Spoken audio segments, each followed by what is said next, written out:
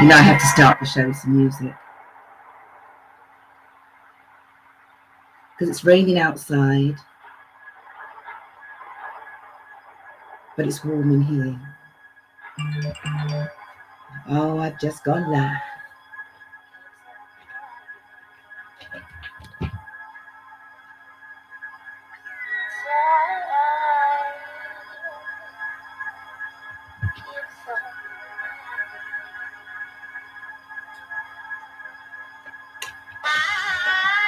You know I have to always have a bit of music.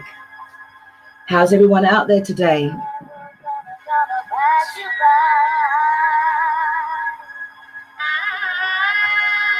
It's quite zen-y, isn't it? It's got that zen feel to it. Ignore the voice, just the music.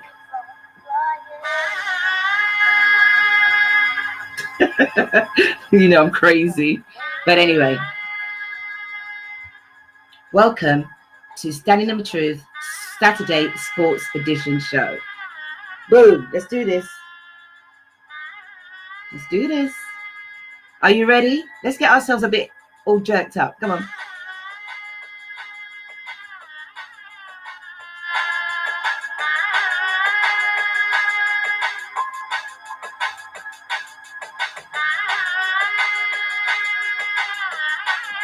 Today, I have the wonderful, enigmatic,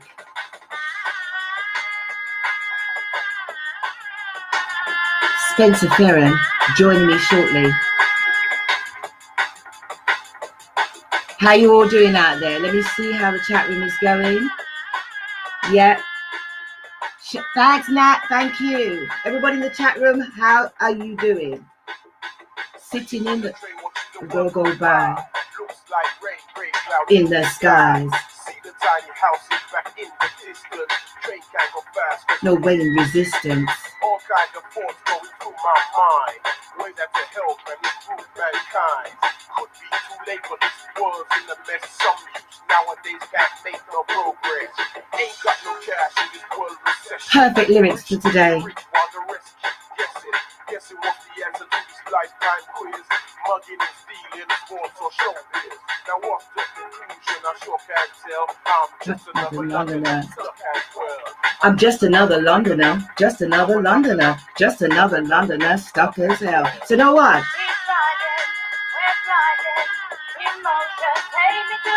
Okay, that's enough of me today. That's enough. I will pass you by.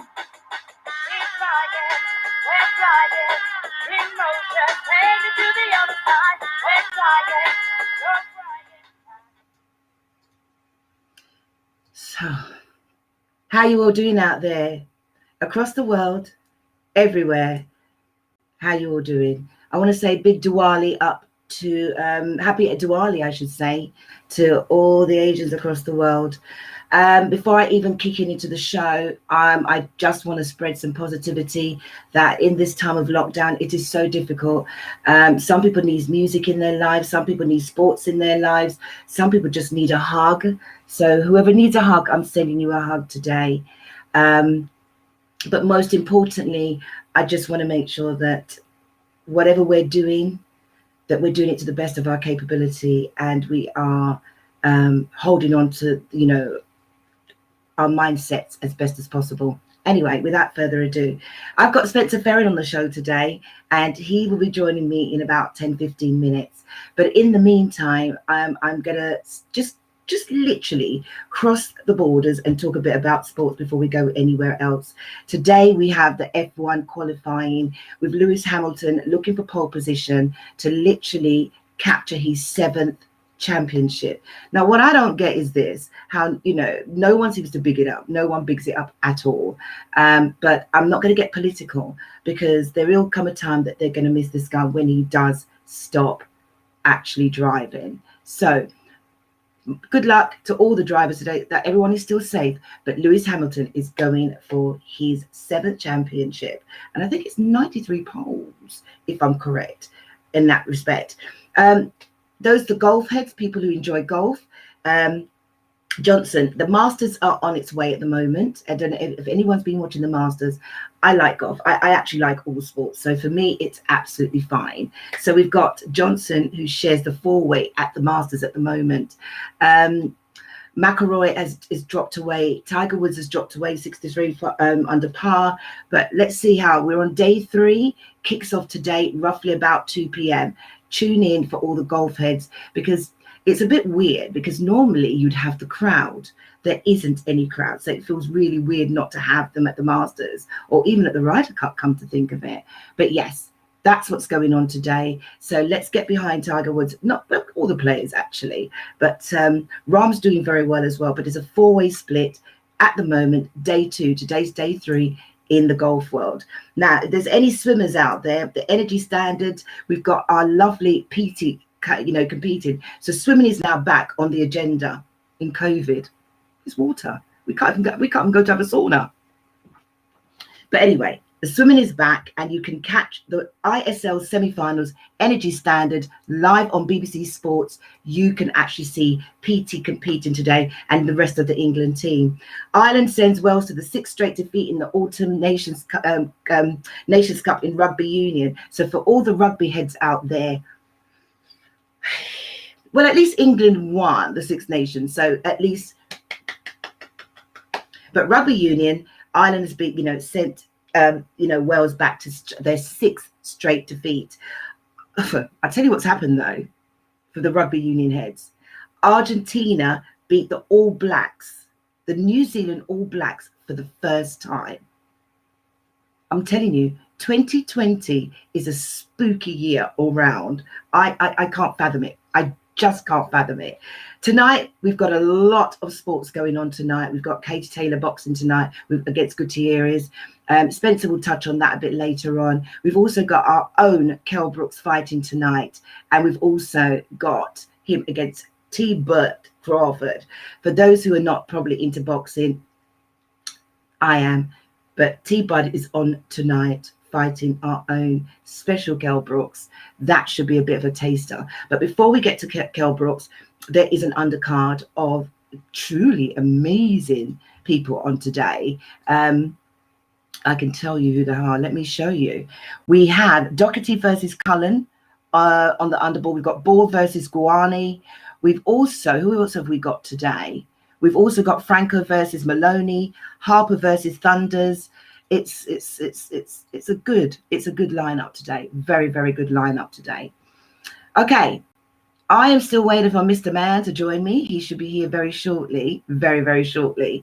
So let me give you a bit of background. Yes, he's in the chat room. I'm going to give you a bit of background about Spencer Fearon. Spencer Fearon actually originates from South London, Forest Hill. He had a big, great amateur career. And with that amateur career, he decided, I don't want to go too much into it, because I want him to tell you all about his amateur career, because it's so exhilarating. We've got all the photos up ready to speak about that career. From amateur career, he then went into professional boxing. I won't tell you how much is in there as well, but he went into be a professional boxer. He was named Spencer the Spirit Fearon. So anyone who's old enough, okay, to remember Spencer the Spirit Fearon. He's brash, he's bolshy, he's everything. I think everybody in South London knows Spencer Fearon. I'm an Essex girl, so I just like boxing. That's how I got to know about him. But on a professional note, Spencer is deep, rich, steep in history. Friends with Danny Williams, and we're going to touch on that because it comes from the Don Davies camp. But that, with that being said, the thing about Spencer is that he knows boxing all the way through. He can probably go back as far as Jack Dempsey. He can quote fights that it's ridiculous. Not even I can do that. Well, I like boxing, but I'm not saying I'm a big stiff head into it. But Spencer has that knowledge. And what I found enigmatic about him was when I did discover him on Instagram, because he has a massive following, he didn't shirk. He is the type of person that you would get standing in your truth. That's the thing that I love about Spencer Fearon. And I just had to have him on the show.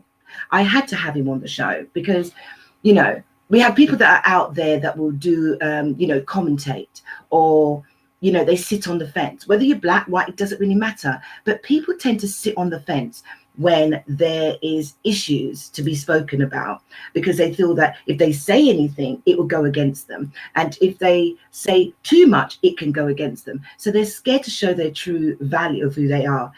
Let me tell you, Spencer Fearon does not do that. He keeps it real. Absolutely keeps it real. So, oh, I think he's just sent me a text. Let's have a look. Let's have a look. Oh, he's coming in. He's coming in. He is coming in. Can't wait. Absolutely can't wait. So, as I was saying, he says it as it is.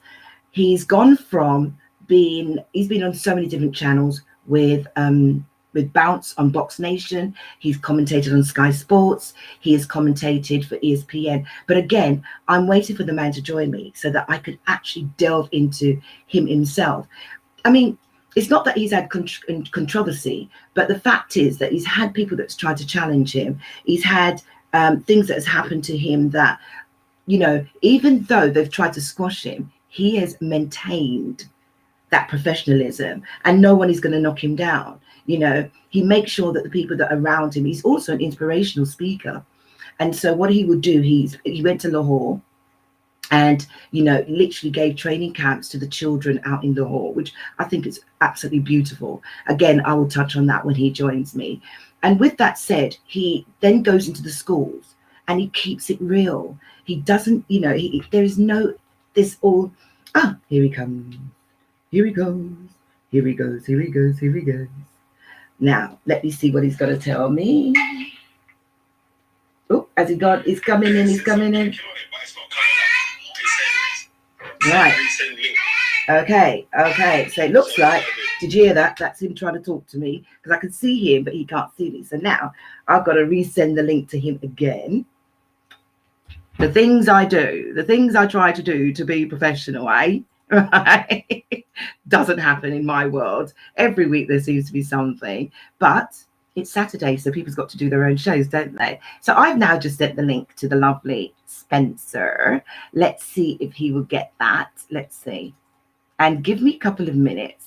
He should be joining me. I think you can all still see me. Yes. Here we go.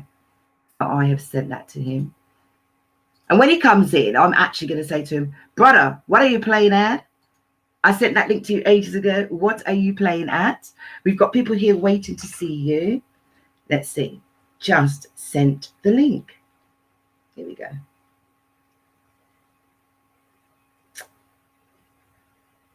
Here we go.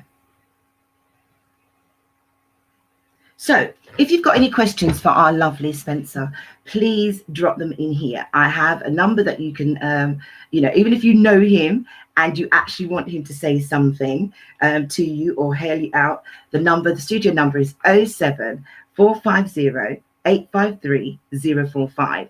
That is 07450 853 045. And, oh, I can see him bubbling up at the side. Hey. I know, I get really excited. I do. I really, really do, because it's taken me a while to trap him down. And when he said he was going to do the show, listen, I'm just little Ovi.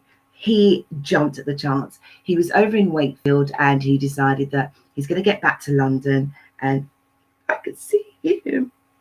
I can see him. Oh, come on, Spencer. Stop messing about. Why is it that when people try to link up, right, they have an issue? Okay, here we go. I'm now having to talk him through it. Here it is. Here it is.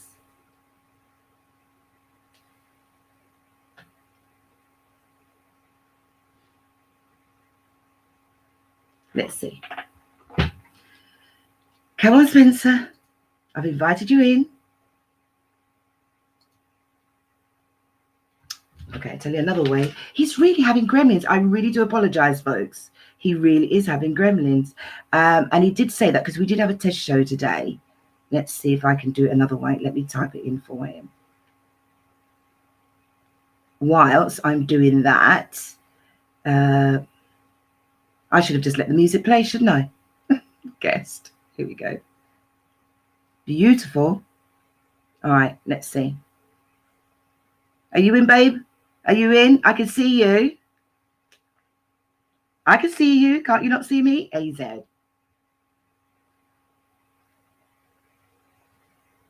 And I'm listening.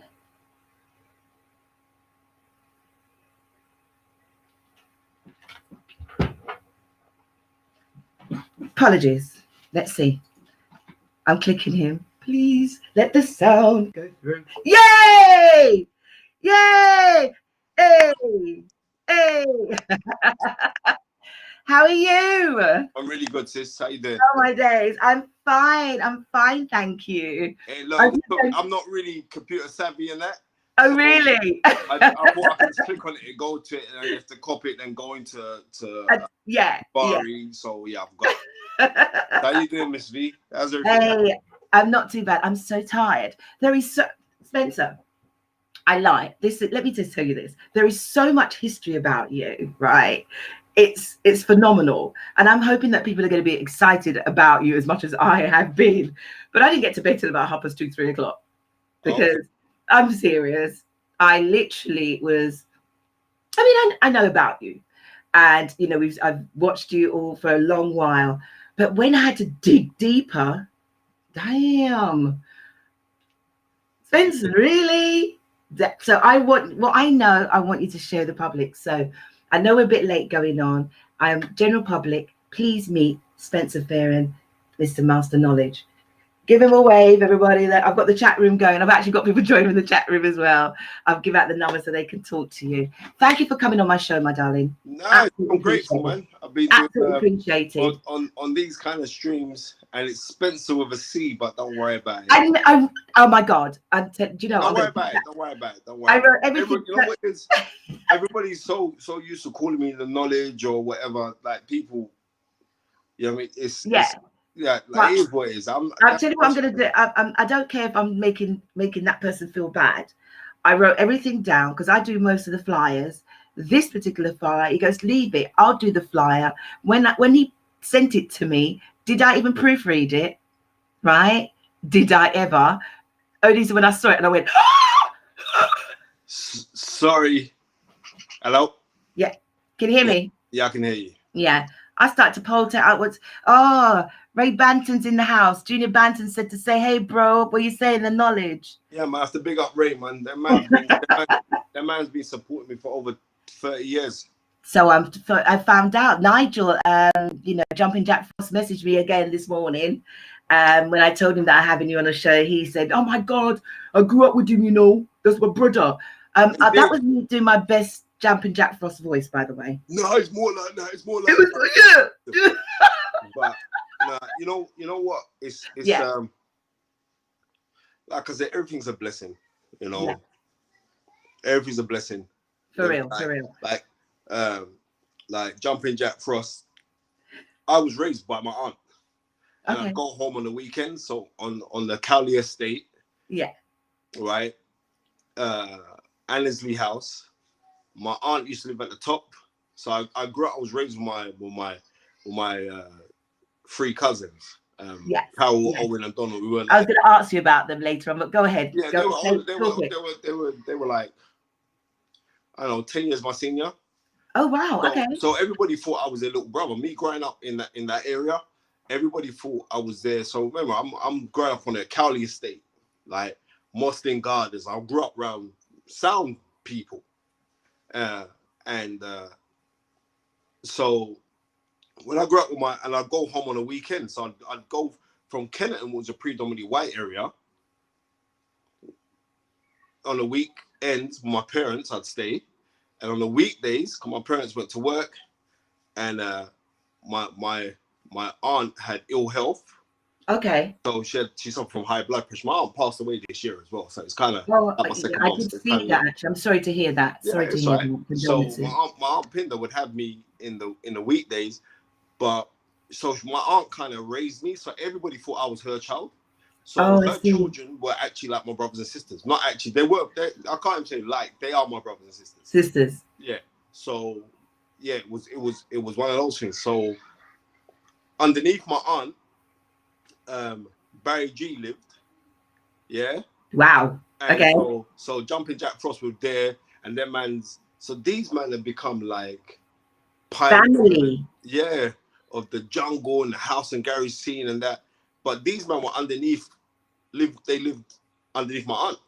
So as they lived literally underneath, like we're on the 4th floor, they're on the 3rd floor. So Okay. even though they were older than me, so I'd always be in their house jamming, listening to tunes, da da da. So yeah, like Jumping Jack Frost as well. Never one of the guys. They just a real supporter. They seem like, and I ain't changed. I'm actually the same person. I just got So a he grey beard. said, that's exactly what he said. He goes, what you see is what you get. Yeah, 100%. And I can see that. I absolutely see that. That's the beauty about it. That's exactly what I see. I'm going to ask you. I'm going to jump straight in because on the same subject that we're on right now. So it says that you're from Forest Hill, and I hope you don't mind. You said you were brought up by your aunt, and obviously, I remember seeing a post quite a long time ago, and it was saying that your father passed. I think it was 2005. Is that correct? Yeah, that's right. Yeah. And it's a young age, so forgive me if I hope you don't feel too bad me bringing that up. But I want people to know the person that I had to learn and admire for where you are today. So your father passed in 2005, and I remember it's from what I read, it was a challenging time, and I guess it up as a man in the same time. Is there anything? Can you elaborate a little bit about that? Yeah, well, how it was is this: it's like when my dad died, I'd been retired from professional boxing a year and a half. I retired October 31st. And I'm coming back to that very shortly. But yes, okay. 2000, Don't give away too much.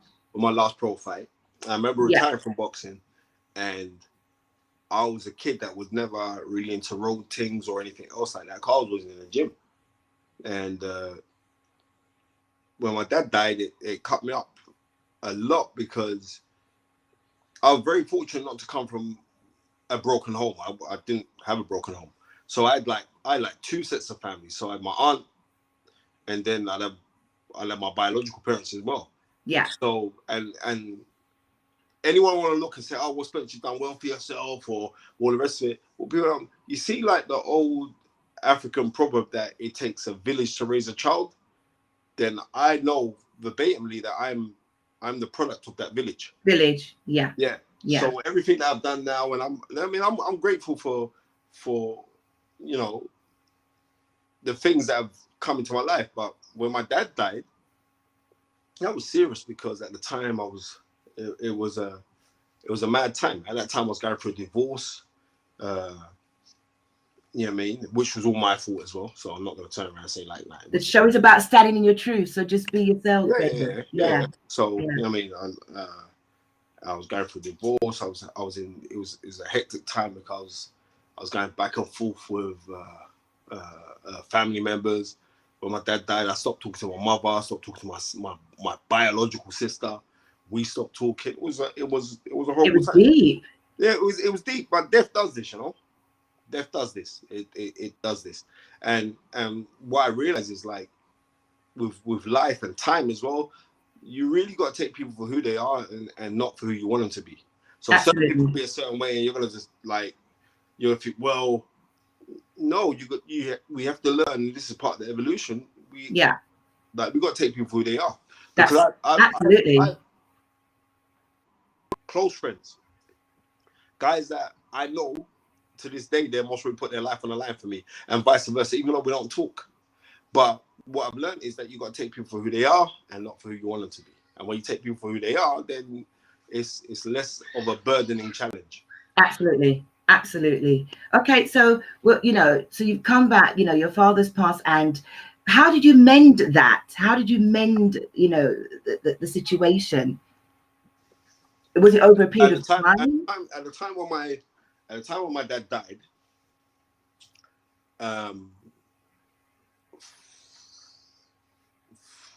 what was it, like 4 weeks after?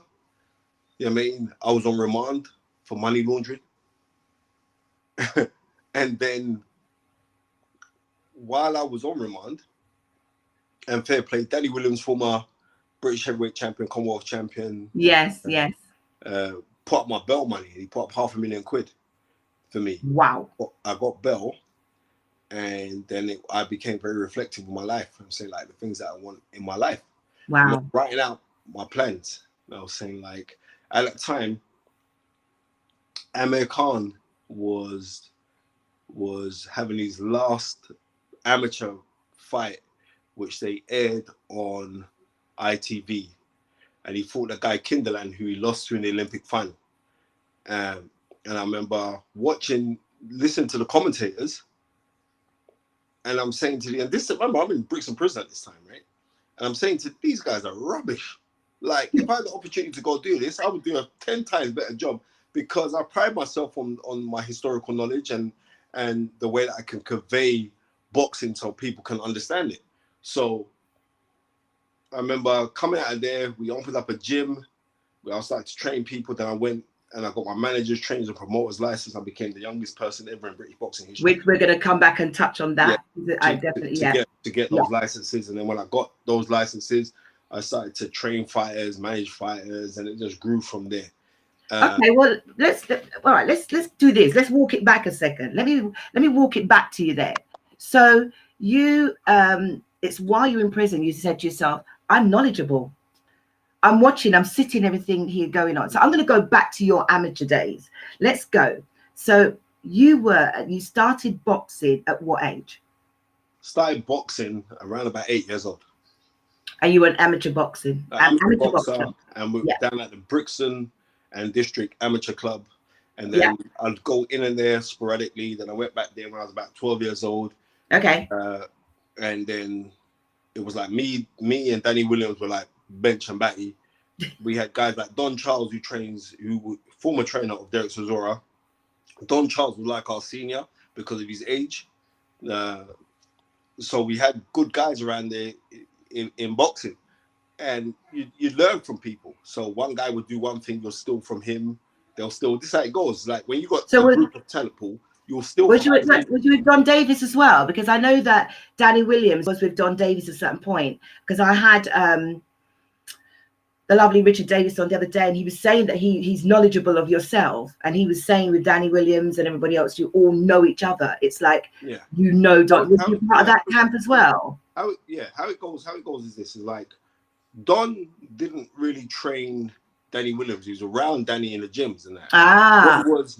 It was John Sims, who runs the Miguel's boxing gym. He was our head coach at the Lynn Club, because we left and we went to Lynn ABC. I would say about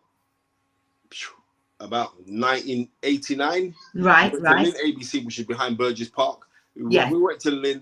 They had accomplished guys there, because the Lynn was like at the time the second best amateur club in Europe.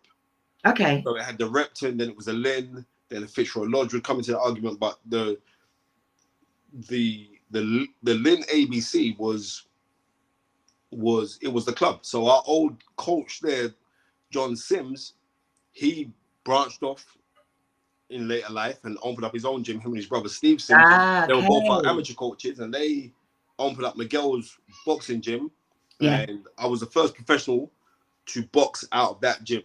Right. Since then, there's been loads of guys. Dylan White. I can see that right here, the Miguel's gym. Yeah. So after props to Miguel's gym, and it's like John Sims, I'm still very close to John. John's big age man now, but it's mad now. Like those guys, especially Steve Sims, his brother, they say, but we always knew you was going to do something like this. We always knew this, like what you're doing right now, and we're not surprised because we knew.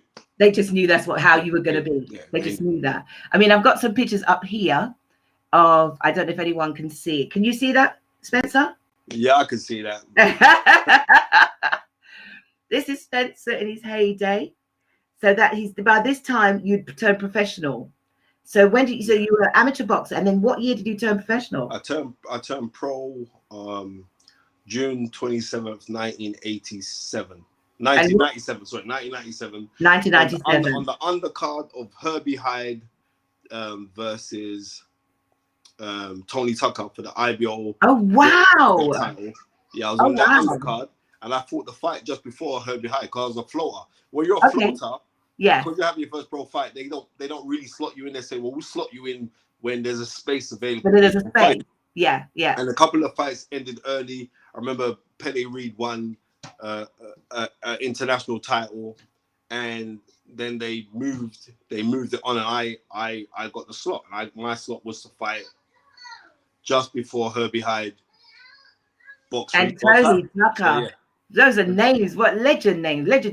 Yeah, That's legendary excellent. names. So, and that was your first pro fight. And my first pro fight. And you won that fight straight. I won that fight. It was a very freaking hard fight. I remember that. I my forehead. Is that your forehead? Some unbeaten kid called Mark Sawyer. He's a rough and tumble guy from Bristol. He just came at me like no one's there. It was a rough and I remember winning that fight. I was running around the auditorium afterwards saying, yeah, I'm an undefeated pro. It was the same night that Mike Tyson famously bit Evander Holyfield. It was the same night. Yeah. So yeah. So when they say like I was from Forest Hill, I'm not. Originally I'm from Kenton and Brixton, right? Okay. But I bought a house with my ex-partner when we were, what was he, 20? 21? Yeah. When houses was dirt cheap. You were 45,000. Yeah, it was cheap. Yeah. Right.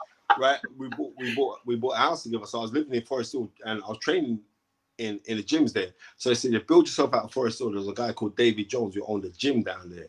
And he said, yeah, say your build from out there and we'll build up your fanfare. And we did, because I was a prolific ticket seller. I'm not even saying to you. And don't say anything because I'm going to come to that as well. There's so much about you. Yeah, I was a prolific ticket seller, man. So that's why the Forest Hill thing came into play, because there was one fight that you did do, and I think it was against Stevens, and the commentator said, this guy has got so much flair. I had to play it over and over again. This boxer comes from Forest Hill and he's got so much flair. He goes, but I tell you what, if the way that he goes, the same flair that he has with his mouth, because this do you remember? Yeah. I thought, brother, please. But you have gone on to prove exactly what that commentator said then. In my eyes, that's what that was pound for pound the best talker in boxing. Yeah. Boxer. Do you know what I'm saying? And when I read that, I just started laughing. I thought, if only he knew how prolific that came back to show who you are today. All right, so it's up to you. Do you want to tell him what your record was? What was your record as a boxer? It was, I 18 lost 6. Yeah. 4 knockouts. Yeah. I got it all right here. Yeah. Yeah, you did 60 rounds. You did. You had a good knockout percentage of 53, or 23 and 53%. So you was a good boxer, the spirit. Now, well, you know what? I'm gonna be real with you. Seriously, I never. You know what I mean? Like I was talking to earlier today with one of my mates, Babatunde Ajayi, who's a trainer of Anthony Yard. Yeah, big up Tunde. Yeah. And like, I got Tunde to boxing, and it was like, in the gym, I'd batter anybody in the gym. You could put me in a world champion to spar, I'll beat them up. But I couldn't transform the gym, the things I was doing in the gym into the ring. And like in later life, now when I look back and I think about it, I know the reasons why. I know exactly the reasons why, because not only for my own insecurities why I couldn't transform it, but for this sport, like with anything in life that you want to accomplish, you really got to be hungry for it. Yeah, and you have to be hungry for it. So it's very difficult when you're earning. God's always blessed me. I'm an earner. It's like I was that guy. If you need it, I've got a ridiculous black book. I could contact anybody and anything. So what it would be is like where my concentration level should have been. Like certain guys needed it. I had most of the things I wanted without boxing. So would you say you wasn't hungry enough? Do you think that the hunger was not there? I know that for a fact I wasn't hungry enough. Because back then, when I think back then, little change, but you think it's big money because you weren't used to money. Yeah. Right? Yeah. So and you do other things, or you get blessed in certain areas. Yeah. And so you think, then what? Why are you fighting? And not only that, it's like fighters usually have things to prove, and that's why they're fighting. Yeah. But if you had nothing to prove, then why are you really fighting? You're fighting for, yeah. Right. Do you Yeah. get what I'm trying to say to you? Yeah. So on the reels, I never really had. Bottom line, I just wanted to be famous. I didn't care how I got there. I just wanted to be famous. I was going to say. Now I'm going to be real. I wanted to be famous, and I love your honesty. Yeah, and I didn't want to go to nightclubs and pay. Yeah. I didn't want to go to nightclubs and queue up. I'm going to be real. Sorry, forget my laughing. Right. Sis, I'm telling you, V, I didn't want to go to nightclubs and queue up, right? And I didn't want to, and I didn't want to pay. Yeah. And like, if I had that, then in my mind, then I made it. And if I had a nice car to drive, and everyone knows I've always had, God's blessed me I've had the nicest cars. You can't name a car that I haven't had. I've had it. It don't mean nothing no more. Right. So it was that, and then you go with that, and then it's like, oh well, you got to be a ladies' man as well. And the ladies' man thing is coming from insecurity, because as you get older, Miss Maxfield, right? Yeah.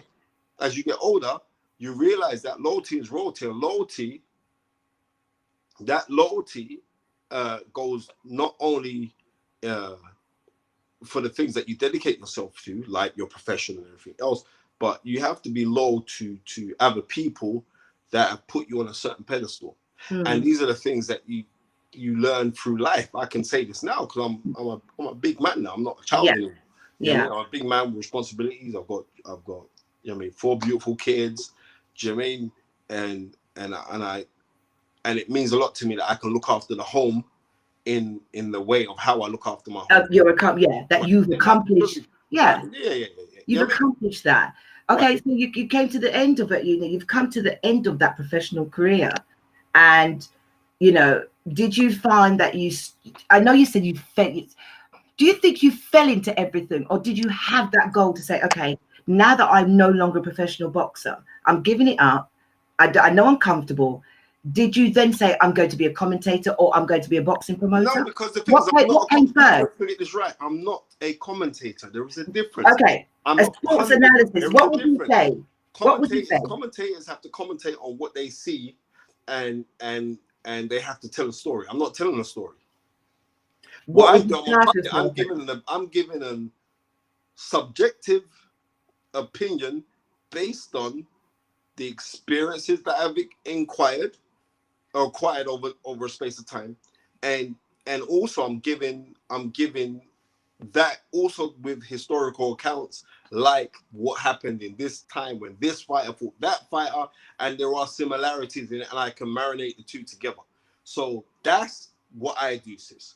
So yeah, I'm grateful. I mean, I've been at every major TV platform, BBC.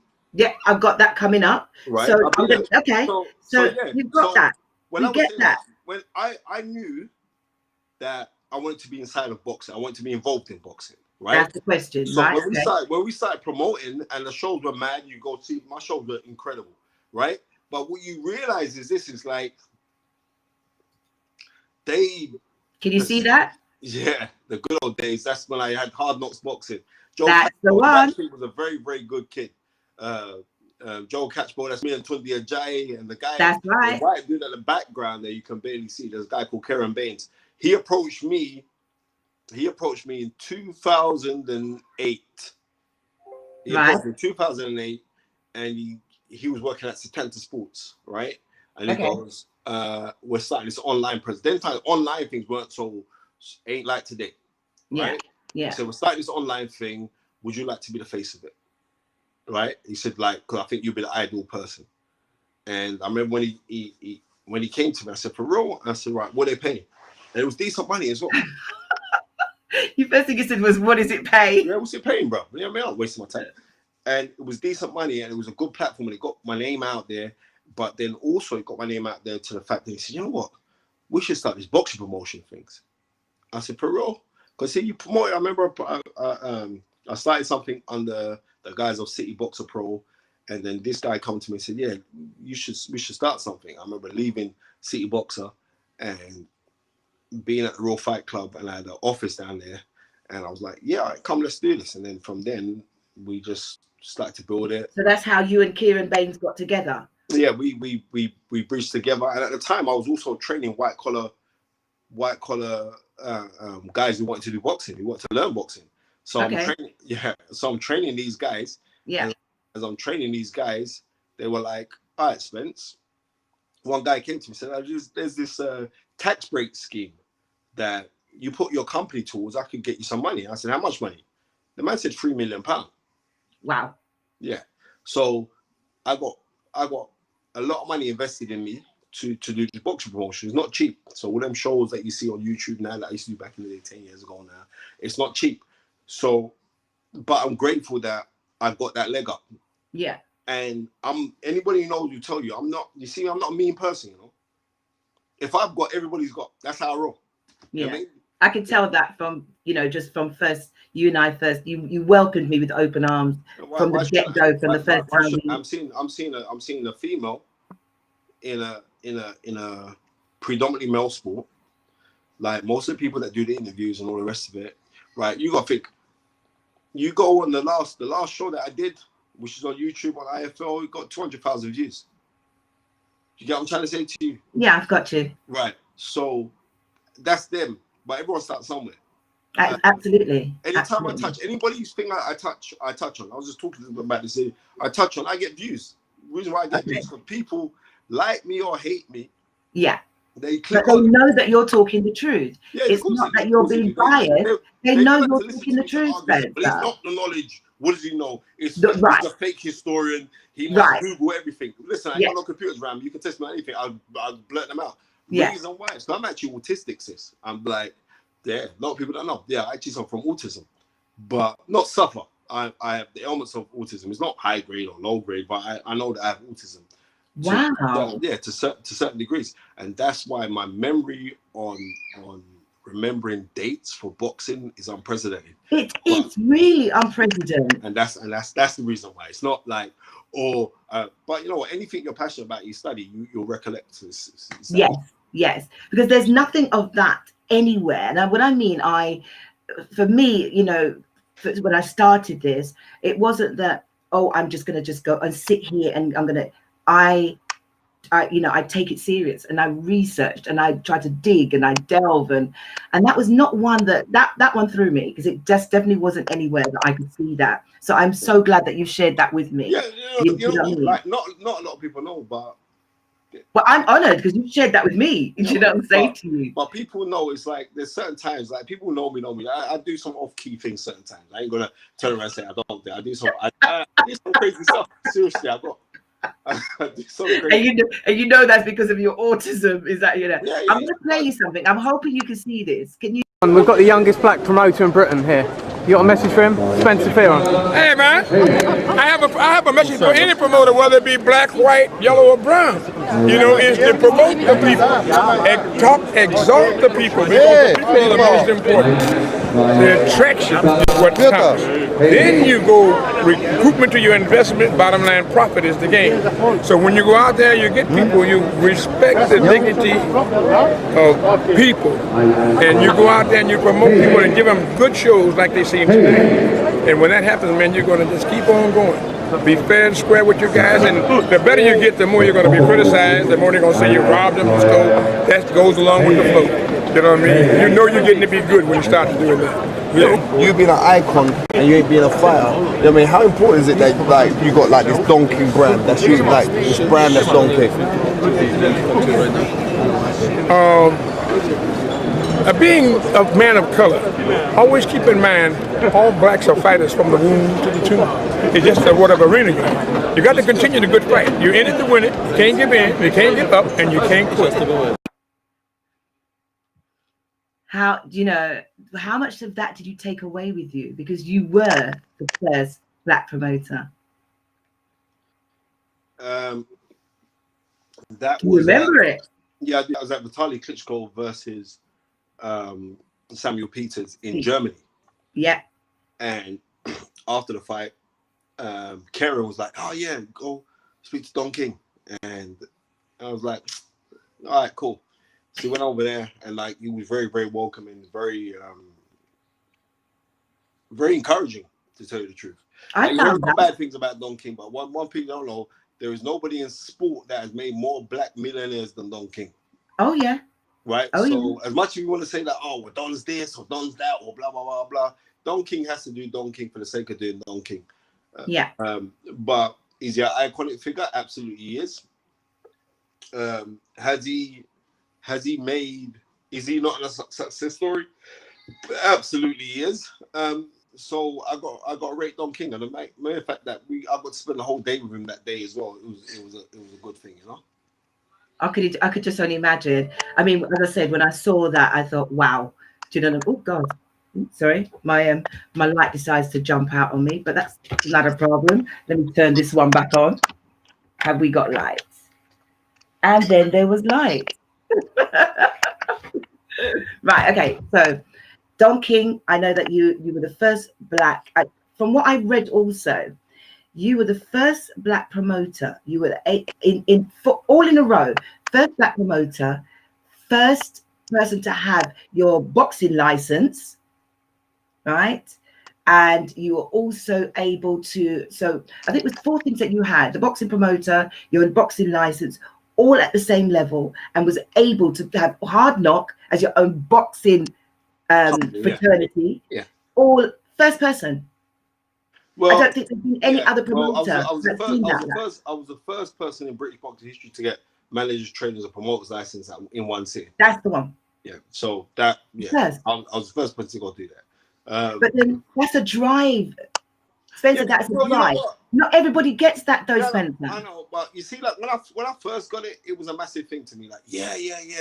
But you know, now it's like, yeah, whatever, man. We're moving on now, you know. But at the time, it was a big thing. At the time, and we're talking that time there, that's like 12 years ago. It was a big thing to me. But you know, you wouldn't understand that somebody seeing that, though, Spencer. Now, do you understand? Because there's a lot of boxers out there to this day who probably only going for the glory of money because they think that's all that's left. Or you got those who can't see past when boxing finishes. What else are they going to do? The only other person that I've seen that's gone on to do anything, for me, in my eyes, in Britain, that is David Hay. You know, David Hay is. I'm just saying, if you educate me, if there's more. Because remember, I told you, you're probably going to spoil me. Yeah, well, what I'm trying to say is this: it's like if we're talking about people of color, yeah, it's whether you want to align yourself with the fact of color, and loads of people don't.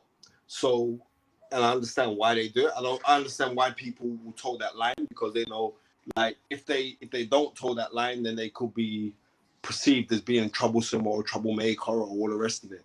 But you see, just like your show is called, I stand on truth, and I believe that God, whatever you want to call God, by whatever name that you want to call God, that God created this universe in truth, and we create our realities in truth. Because if we create our realities in a lie, then all that you're going to get will be super preceded by a lie. So you'll get your outcome's going to be a lie. But if you stand in truth, you'll get the truth at the end of the day. Now, the truth, as Bundini Brown said in 1974, October, when Muhammad Ali beat George Foreman, he said, like, the truth tastes bitter to a belly full of lies. So we know that we stand in truth. We stand on that. So I'm, like I said, I'm grateful for the platform that you know, I mean, boxing amassed a lot for me. Boxing enabled me to have a nice home. Boxing enabled me to be a provider for my family. You know, I mean, boxing enabled me that my missus don't have to work. Boxing enabled all of these kind of things for me. So for that, then I'm saying I'm grateful. But for me to turn around and say, like, oh yeah, well, you know, like what I did, I've got to see, like, the old me when I was younger, those things were massive to me. Yeah, I'm this and yeah. But I know, like, along the journey of getting to where you want to get to and all the rest of it, I know that I've hurt a lot of good people. You know what I mean? Especially when it comes to females. I know, and I'm not proud.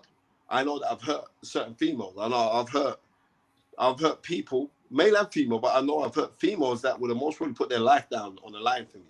I know that I've hurt those people, right?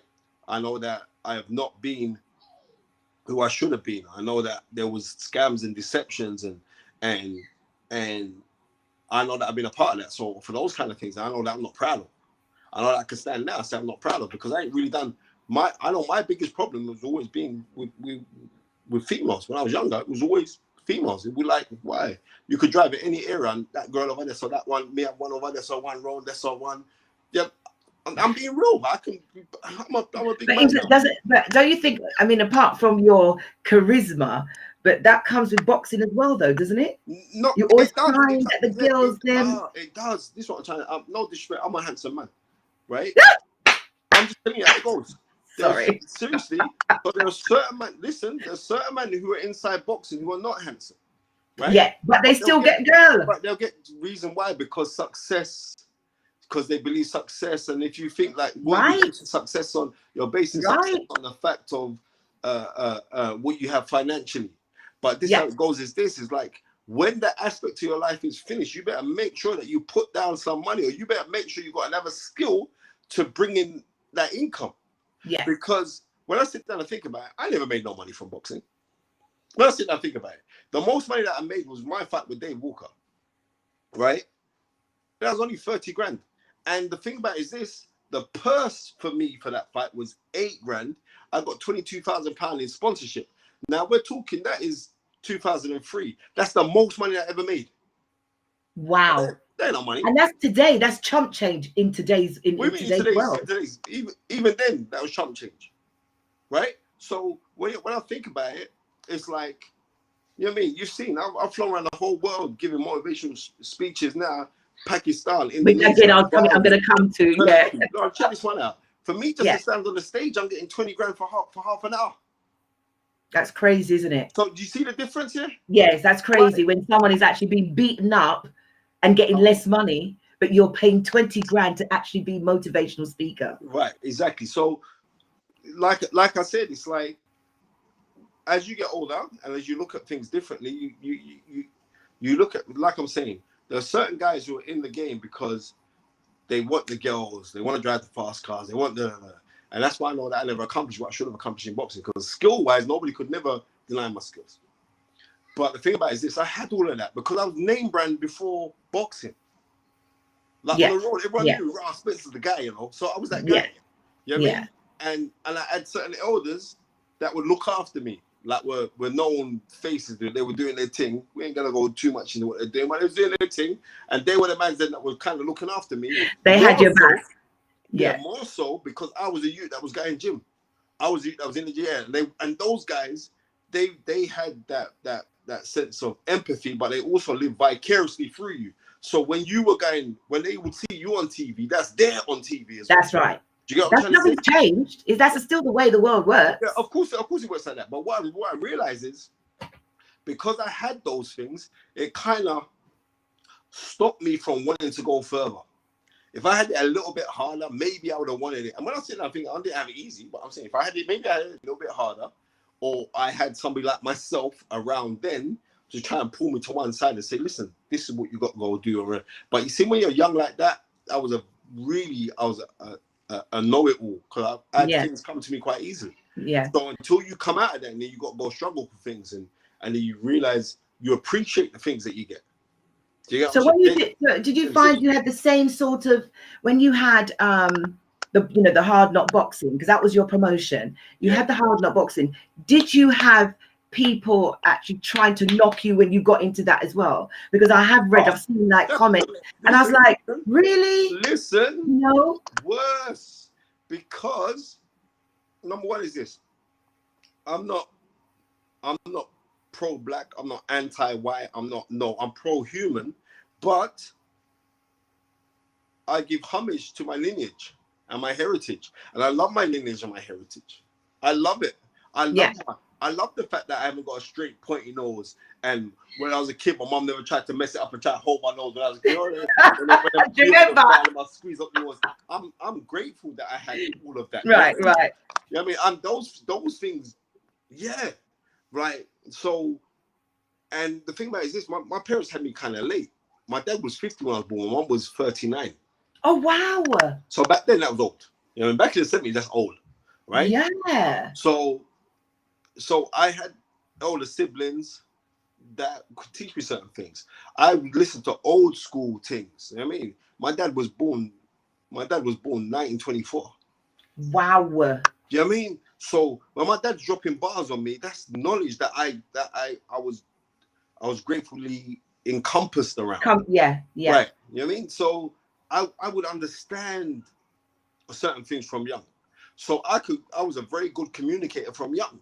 Reason why I was a very, very good communicator from young, because I had elders that I was around that I could suck on knowledge. I never got, my dad wouldn't take me around no park or all the rest of it. I never got them kind of things. But what I did get, I got grounded in how to carry yourself, how to dress smart, how to look a certain way, how to be presentable, how to be gentlemanly like, I learned those things because from the generation of where my dad came from, I know, say, every Sunday, my daddy, I'll get to buy iron on him shirt and for the weekend.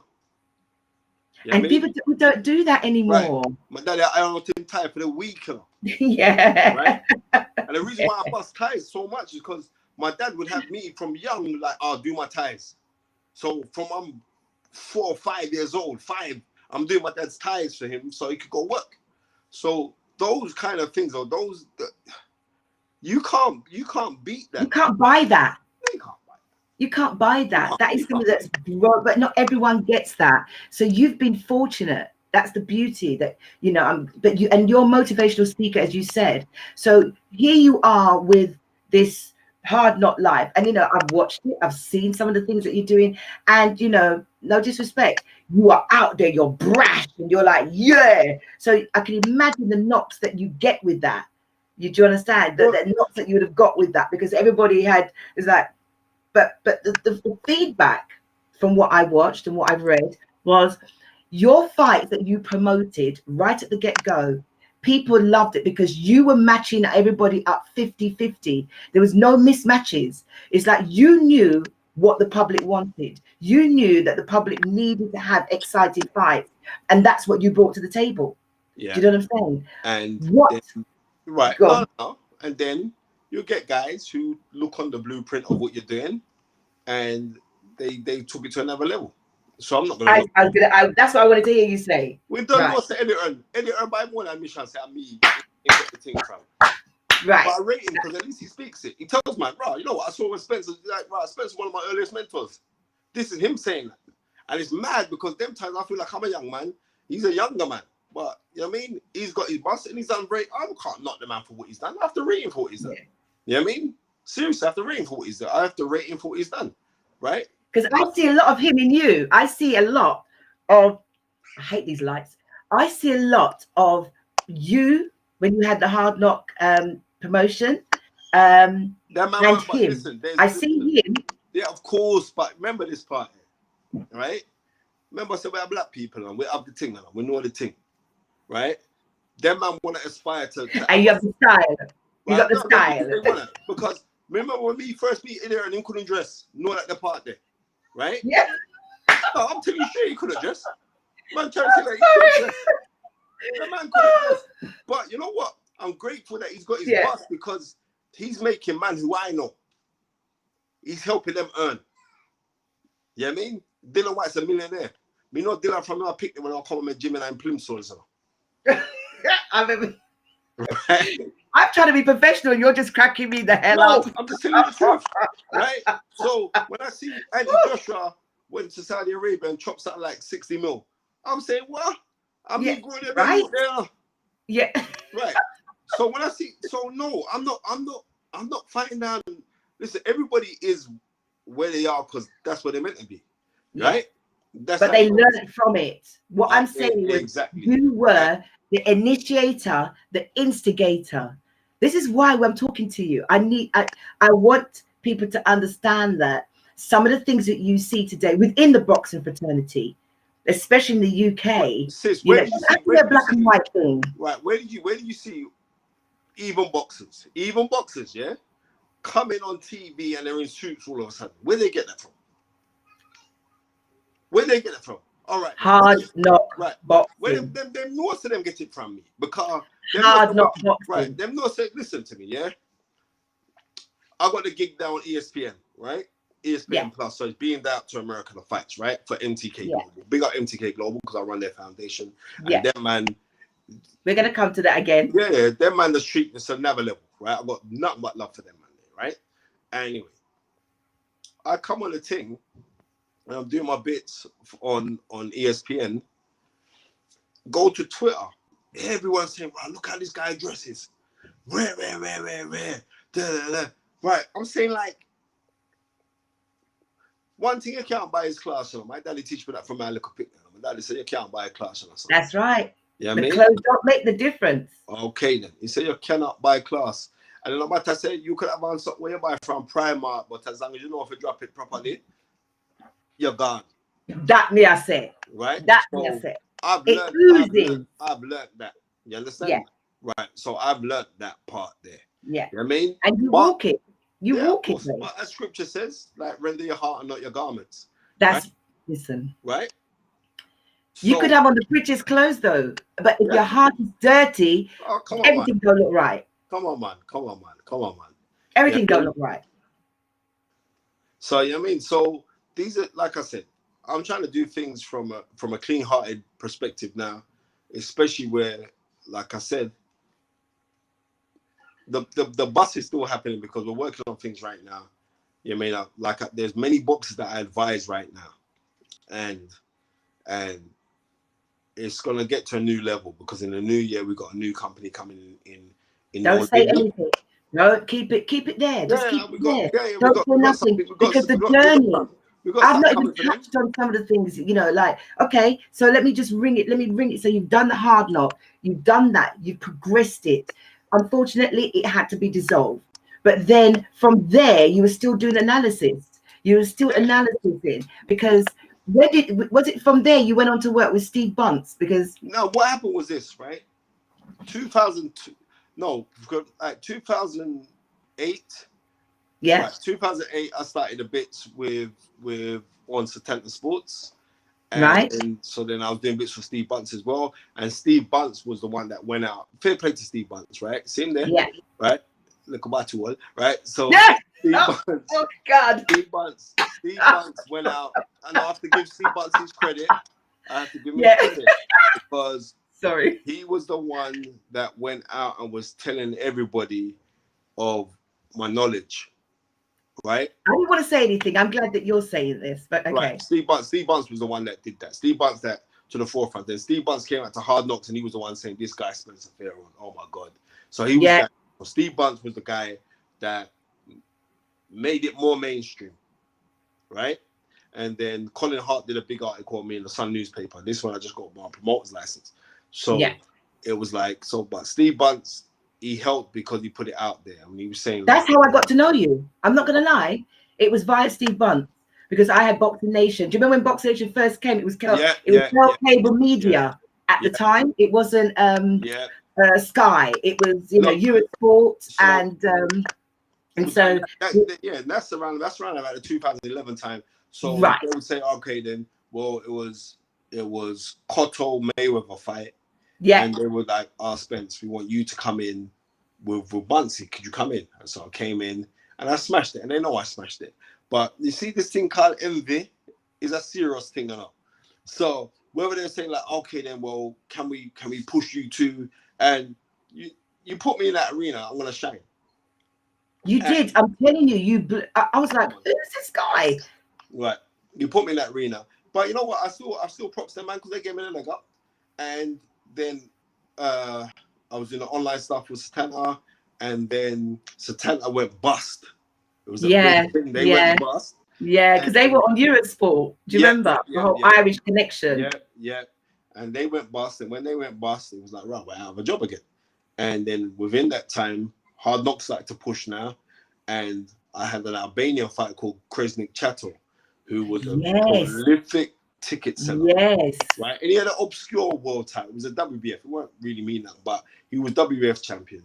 But when I mean like he could sell tickets, my goodness gracious. He won sellout arena for me. He won. Because I owe that you a lot, He knows I owe him a lot. I love Kresnik. We're still good friends today.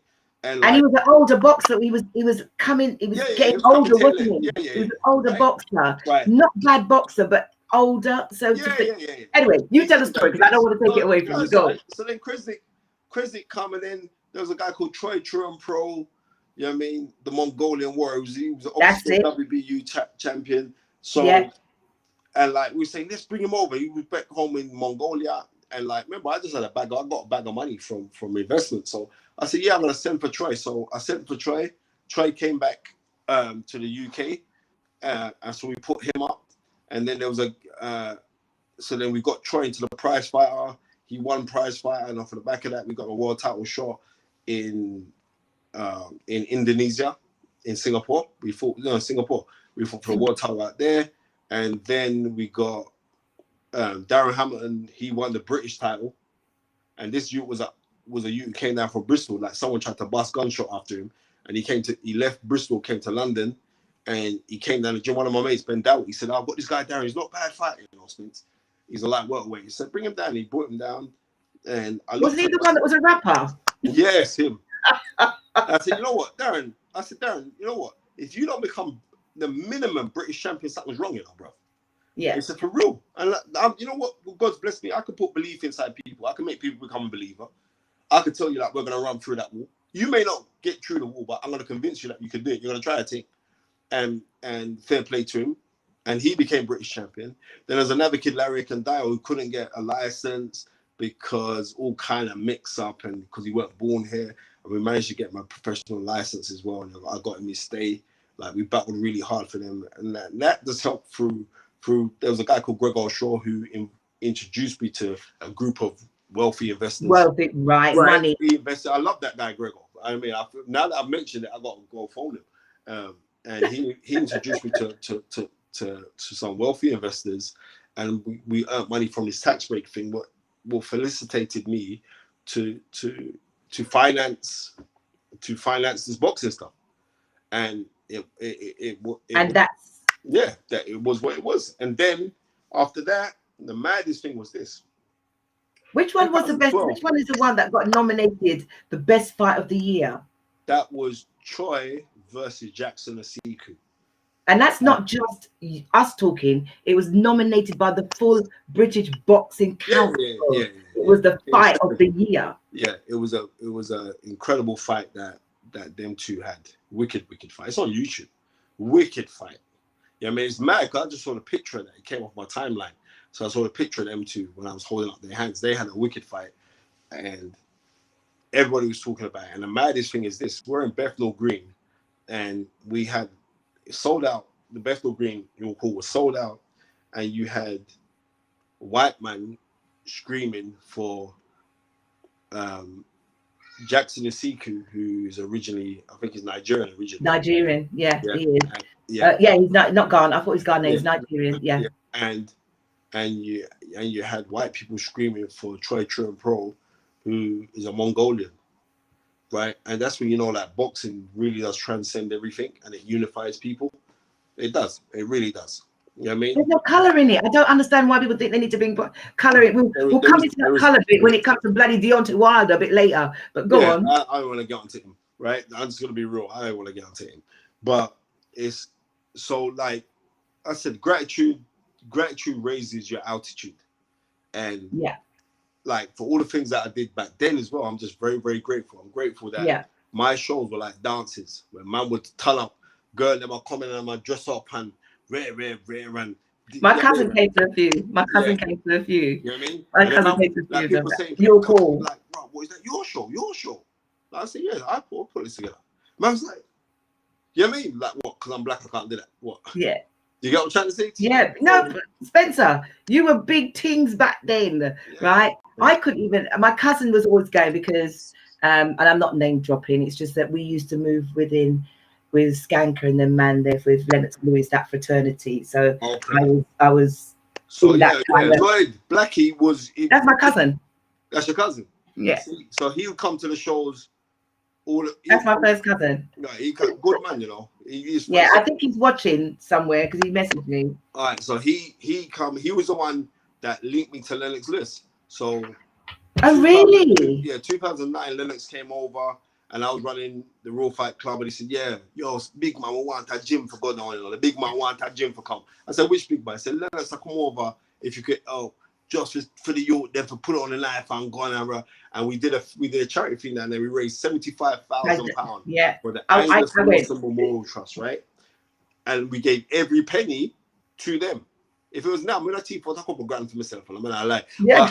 But I can't cope with you. No, I mean, you make me die. I mean, my man said teeth from teeth and right? Yeah. So yeah. And then Lennox saw what we was doing with the Hard Knocks, said, yeah, man, I want to be the patron of your thing, So, and then boom, that happened as well. Yeah, I had a photo of him. Sorry, I was wondering because I saw some photos of when he'd come down when you were doing the Hard Knock, and so that's when he came down and met you guys. Wicked photos. I saw them on Shutter Shots, and I thought, wicked. Yeah, I was wondering how the connection with Lennox came. Yeah, and then from then, like, me and Lennox are proper cool now. So what happens is this, like, when Lennox has got big interviews to go and to talk about certain fights that he's not rightly on point with, he's phoning me like that, and he uses it. And tell Lennox, oh my days, did you just say all of that? I mean, you drink up the knowledge. Want some cash? Oh my days. CASH, cash. Yeah. So you're the one that was giving him all the knowledge so that he could go and talk on the TV. Yeah. Oh, you're rubbish. I can't believe it. Yeah. So Spencer, you come out of the Hard Knock. I'm just showing some photos here when you look dapper done, and Sky Sports. That was Sky Sports, wasn't it? Yeah, that was May. That was May. Pretty much. I actually remember the date. It was May 4th, because when Muhammad Ali died. May 4th, 2016. Wow. When Muhammad Ali passed away. I was saying, right, it's 4 years now since Ali died. Wow.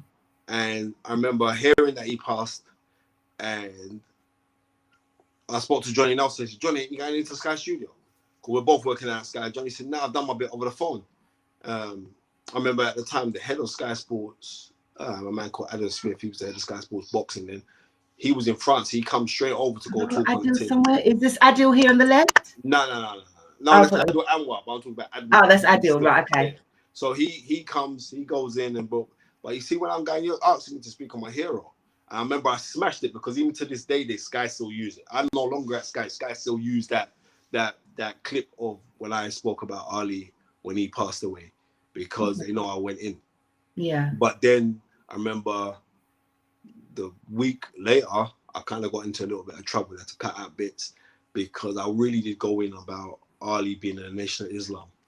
Yeah, because you don't pull punches. No. You don't pull punches. You say it as it is. And it's like, this is what I was saying before you came on the show. Listen, if you're going to be a person that's going to sit on the fence, don't come here. Because it's no point. Because you feel that you have to please everybody. But what happens is you're selling your soul to the damn devil. Yeah, but listen to this one. You see, when you're kissing up, if you kiss too much arse, you know what happens? You choke on shit. Right? I just want you to realize that part there.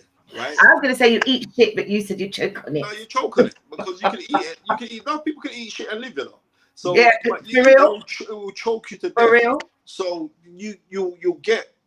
So I've never been that kind of person. But I remember the week after coming into Sky to do the podcast, Ringside Toe to Toe, which is now a dead podcast since I'm no longer. I'm not even boasting, but that's not. Is that with Ed Robinson? Is that with Ed Robinson? Ed Robinson, yeah, but it's dead now. And I know what. I don't sit there saying good. I'm glad it's dead, but they never want. You know how it goes is this. They don't want to give me the dues. Like, right, Spence, you're the one that's busting the thing, because they want to keep you in a box.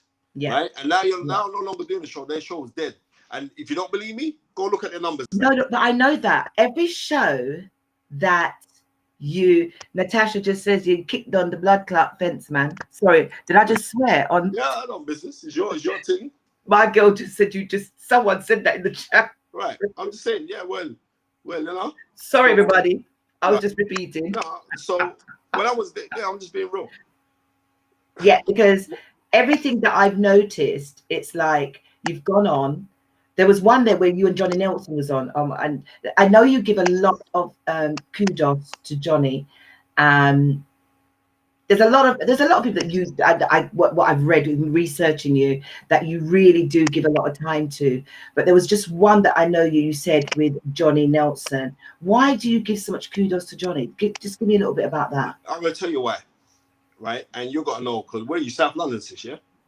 I'm from Essex, actually. I'm from Essex. All right. Yeah. Let me tell you this, yeah. And because I'm just keeping it 100, right? Because I'm speaking to a black sister, you're gonna get this thing. You see, us black man that's born in London, yeah, we are so blessed to be born in London. You know why? Because we had black kings to look on. I mean, I care who it was. It could have been a local drugs man, you know. It could have been a man. No, been a business.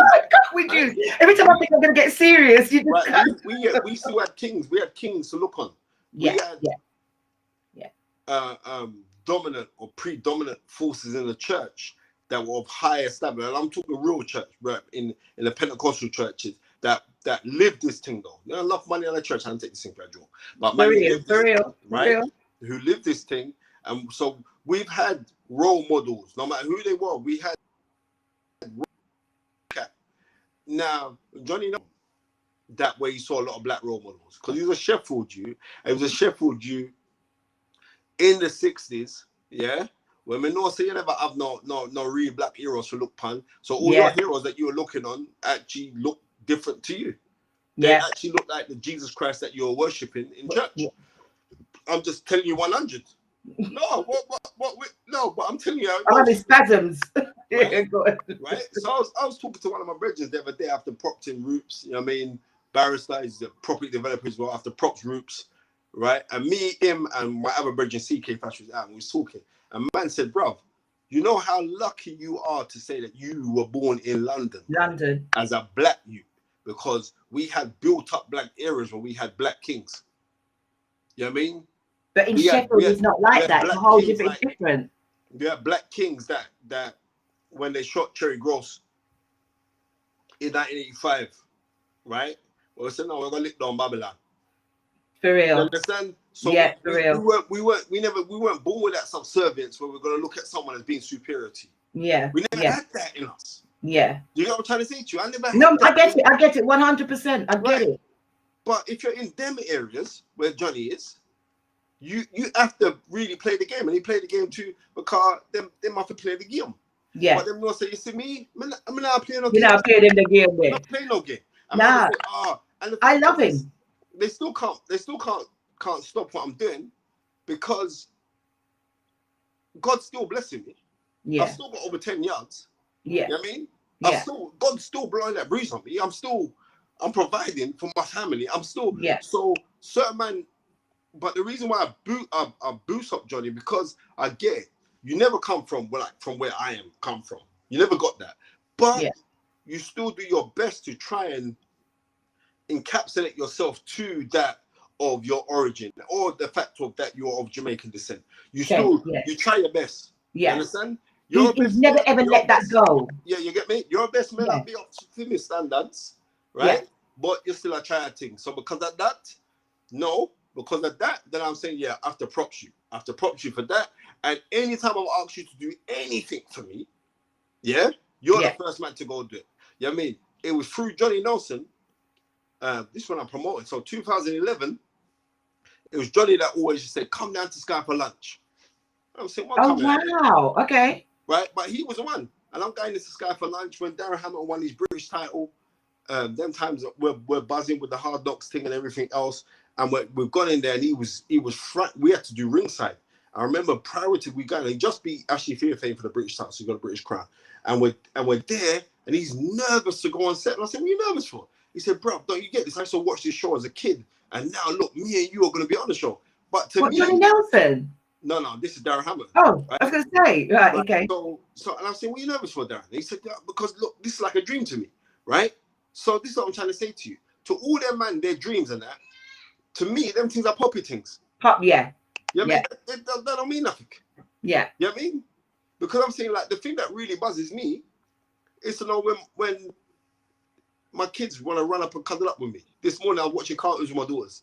You know what I mean? Yeah. Because on the floor and I watch cartoons with them and I watch Paul Patrol. I can hear that when I was speaking to you earlier. The whole family, whole beauty of the family running around, which is lovely. Right. You can't. I want people to realize you can't buy that. You know. Yeah. You can't buy that. Especially the way that we are, even in COVID, you'd think the love that you should have for your family should be magnified even more so. 100%. 100%. So, like I'm saying, reason why I prop Johnny Nelson all the time, because Johnny's a real one, and there's been certain things in the past where I back certain people or certain figures who have been painted in the public in a bad light. I've asked Johnny to say a few positive words on these people and all the rest of it, and he's run to my aid, right? So because of that, now I don't stop big up Johnny Nelson. Johnny, we're gonna big up Johnny Nelson. Johnny Nelson, good people, man. You know what I mean? And you know, I found that I went to one of his shows when he was fighting on the same undercard as Nassim Hamid. And we went to Sheffield, and that was his last fight. And then he had this massive big party after. I mean, it was just so glamorous. And I just remember, I mean, we'd gone down with a few, don't know where this glitchy noise is coming from. We'd gone down with a few of the entourage with Blackie and everybody else. But Johnny was just so enigmatic, even after the fight. He won the fight. And he was just, you know, he finished, he got changed, he came out, the party's going on, but he was just so humble. He weren't playing that no big Billy Bollocks. Yeah. And as for me, you know what? That's why you have to props him. That's what I'm saying. That's why you have to props him. So never been big Billy Bollocks. Johnny's good people, but like I said, it's like to the industry, Johnny's that type of guy. They're comfortable. That's a safe black guy to be with. Do you get what I'm trying to say to you? Yeah. Right. They know. Safe. I know it sounds horrible that we're using that, but he's safe. No, he's safe. He's safe. Right? He's got the look. He's got everything. You know, you're not going to. They know with me. They know there's days my head might just take me. Right? They're more. Right? They don't know what's going to come out. Right, they know. But the thing about it is this: they try to use that as disadvantage because they never use me. Sky would never use me for live shows, right? Which now I'm saying, hold up a second. ESPN is way bigger than Sky. Yeah. Because ESPN on their app, where the fights that went out, the fight that I covered the other day, at the beginning, 3 months ago, ESPN had 7 million subscribers on their app, ESPN Plus app. Yeah. Today, as we're speaking, it has 10,545,000 people. A lot. Their app. So within that space of 4 months, it's grown by 3 million. So I'm on that, guys. So one of the executive producers said, "Oh, we could never use you on a live show because you might say something." They have to remember, I'm in a podcast where I know that you're gonna edit. I'm gonna say some shit. You're gonna cut it out. So what? You know what I mean? But on a live show, so that was their excuse. But their real excuse, because they're bad mind and they don't want to see a person like me reach certain heights, because they know if I reach certain heights, I'm not just bringing me one. Yeah. Right. May I reach You're bringing the next youths them who, that's because right. I'm no young spring chicken no more. I'm 47 next month, sis. Right? Oh wow. So Looking good. Yeah, you understand? So when I'm going, I'm saying I'm gonna draw in, come with some next youths. So I'm bringing in some next little youths. And it's not just about skin color, it's about passion of this thing, right? But I know it's harder for black youths to go through. So the amazing thing is this: my Sky contract wasn't renewed last year, right? And when it wasn't renewed, and Johnny phoned me, said, "Spence, they're marginal because you know what? You're gonna get picked up, you know. Don't worry about that." You know what I mean? So look then. So I'm working with MTK Global, I run their foundation, all the rest of it, right? Then they say, "Oh, we got the shows now." So MTK Global doing our shows with ESPN Plus, and you'll be the ideal guy for it, Spence. So boom. How much do you want? You elevated. Elevated. Okay then, right? Now, the thing is this.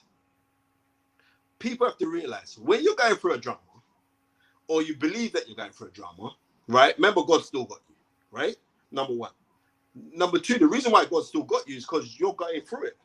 You know what I mean? And if you read scripture like Psalms 23, yea, though I walk through the valley of the shadow of death. I'm fair not evil, but check this one out. You're walking through it. Operative, you're walking through it. You're not walking, it doesn't say they though I walk and I'm staying here forever. No, it says you're walking through it. Yeah. So I know saying any little, I'm walking through this. I said, why me rate myself for now?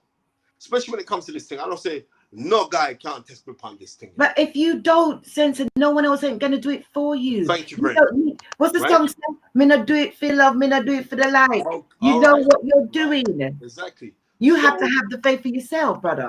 what I realized is when the times when you're going through that drama, you are not being buried as they think they're burying you. They are planting you. Yeah. Right? So you're not being buried, you're being planted. And from I realized, bro, you actually plant. So I understand the regurgitation of life. You're planting me. I'm gonna bust again. And I'll bust again, and I'm gonna bust again, and I'm gonna bust again until I keep on busting. And as I bust, I'm bringing other people with me because people don't hear me talk. I'm not boosting up other people. You know what I mean? People have to realize. You see, MTK. There you go. Let me just there say you this. go. Let me just say this now, yeah? Yeah. Because there's been a lot of flack about MTK Global, right? Why? Right? Now there have been flack of the backdrop where it originally started from and blah, and they like to talk about this man, Daniel Kinahan, who has nothing to do with MTK Global now. He's up in the sunset now, living with his beautiful family, right? Right, okay. But if you know anything about the Daniel Kinahan story, it's a deep story. But let me tell you, that man's my brother. Right? Number one, I will never say anything of a formulated disrespect to that man because I know that man is a good man. I don't care. His intentions I are don't good. care about man's past, you know. Yeah. Right? Yeah. Because It's I know now. you can either be a We're prisoner dealing of now. your past, you could be a prisoner of your past, or a pioneer of your future. And I'm seeing the pioneering moves that this man's doing, right? Okay. And it was like it came to the forefront when he spoke about Tyson Fury, and like Tyson Fury spoke about him saying like my advisor Daniel Kinahan, the secured the deal for me and Anthony Joshua and all the rest of it. Subsequently, after that, you got a lot of backlash. Blah. There was a tune that came out. It was done by Jay Spades about all the stuff about this guy and all the rest of it. Yeah. Yeah. But, yeah. Right. When you're hearing guys, if you speak to people, individuals, nobody's got a bad word to say about this. Say about him. Right? Nobody. But it takes one person though to do that, those beds. It takes one person. Right. So I'm saying that their brother there, when I mean I salute that man on a different level. Do you know what I mean? If it ever gone in my house, I'll be a gunshot and right. But I'm saying to you, good man. His family are good people. Right? And even more so, his family know my family. Good man. So I don't want to hear none of all the hype and foolishness. I know that regardless they're saying. Yeah, I don't business. You don't listen to me. I don't business. Let me tell you this, yeah. Man would go to certain people. Like I remember some guy went to Daniel Kinahan and said, "Oh, what, Spencer's a racist." And you know what he said? I don't care. He's my brother. Simple. I can't even do an Irish accent, but you know how it goes, right? So right. You know what I mean? And anybody you know. Why would they think you're racist? I don't get that. You know what? It's the easiest thing to come and point out to somebody who is anti the establishment and understands this thing of imperialistic mindsets. Right. And once you know that, but that's just them being uncomfortable about themselves. Come on, you know this. But that's them being uncomfortable about themselves, brother. Sorry. All of a sudden, there's a change. But like I said, that guy there, I got a lot of love for that man. And I saw the roster that MTK has and the people behind it. It is huge. So anybody who doesn't know anything about MTK, you need to go online. Everybody knows. So the guy who is the CEO now of the company is a man called Bob Yalen. Yes. Lovely man. He was a big guy. I think it was ESPN. He was a big guy for it, but one of the nicest people that you can meet.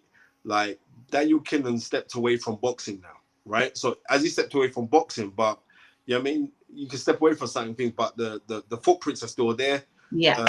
But he said, I can understand why he stepped away because there's a lot of grief and a lot of stress. And when you hear governments speaking out against you and stuff like that, they think, you know what? I don't need to bring the attention.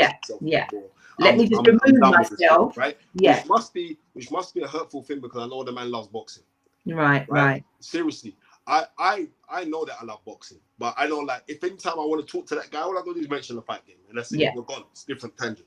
So, but Bob Yalen is doing great stuff, and you got the Conlon brothers, as well, and Jamie Condon, he's vice president for the company, and it's just blowing. And the mere fact that, like I said, when people said that I weren't going to, man said to me at Sky, I was too much of a liability. Hear this, Libby? I was too much of a liability to be used on a live show. Well, what am I going to do on a live show? There you are. Okay, here I am. Isn't that ESPN and MTK that you were doing analysis for on Thursday night? Thank you, which has 10 million subscribers. So I'm watching. When Satan thinks that he's burying you, he don't realize that God's planting you. Yeah, I'm taking a leaf out of your book, babe. Right. Thank you for the inspiration. I'm taking a leaf out of your book. Right. You know what I'm saying to you. So I just know this thing. You know what I mean? I know this thing, but like, we as human beings, we've got to activate our blessing, but what we don't realize is that we're blessed. If you woke up in the morning, you got a roof over your head and food in your fridge, electricity, hot water, shut up. Yeah. I don't want to hear no talk out your mouth. Yeah. For real. I don't want to hear. And you know what I mean? And you may not have the biggest or the best, but style up your thing where you have. You know what I mean? I'm doing it. Andre Wood. Look, he's one of, I'm coming to him now. He's like one of my favorites. Right. And he's my brethren.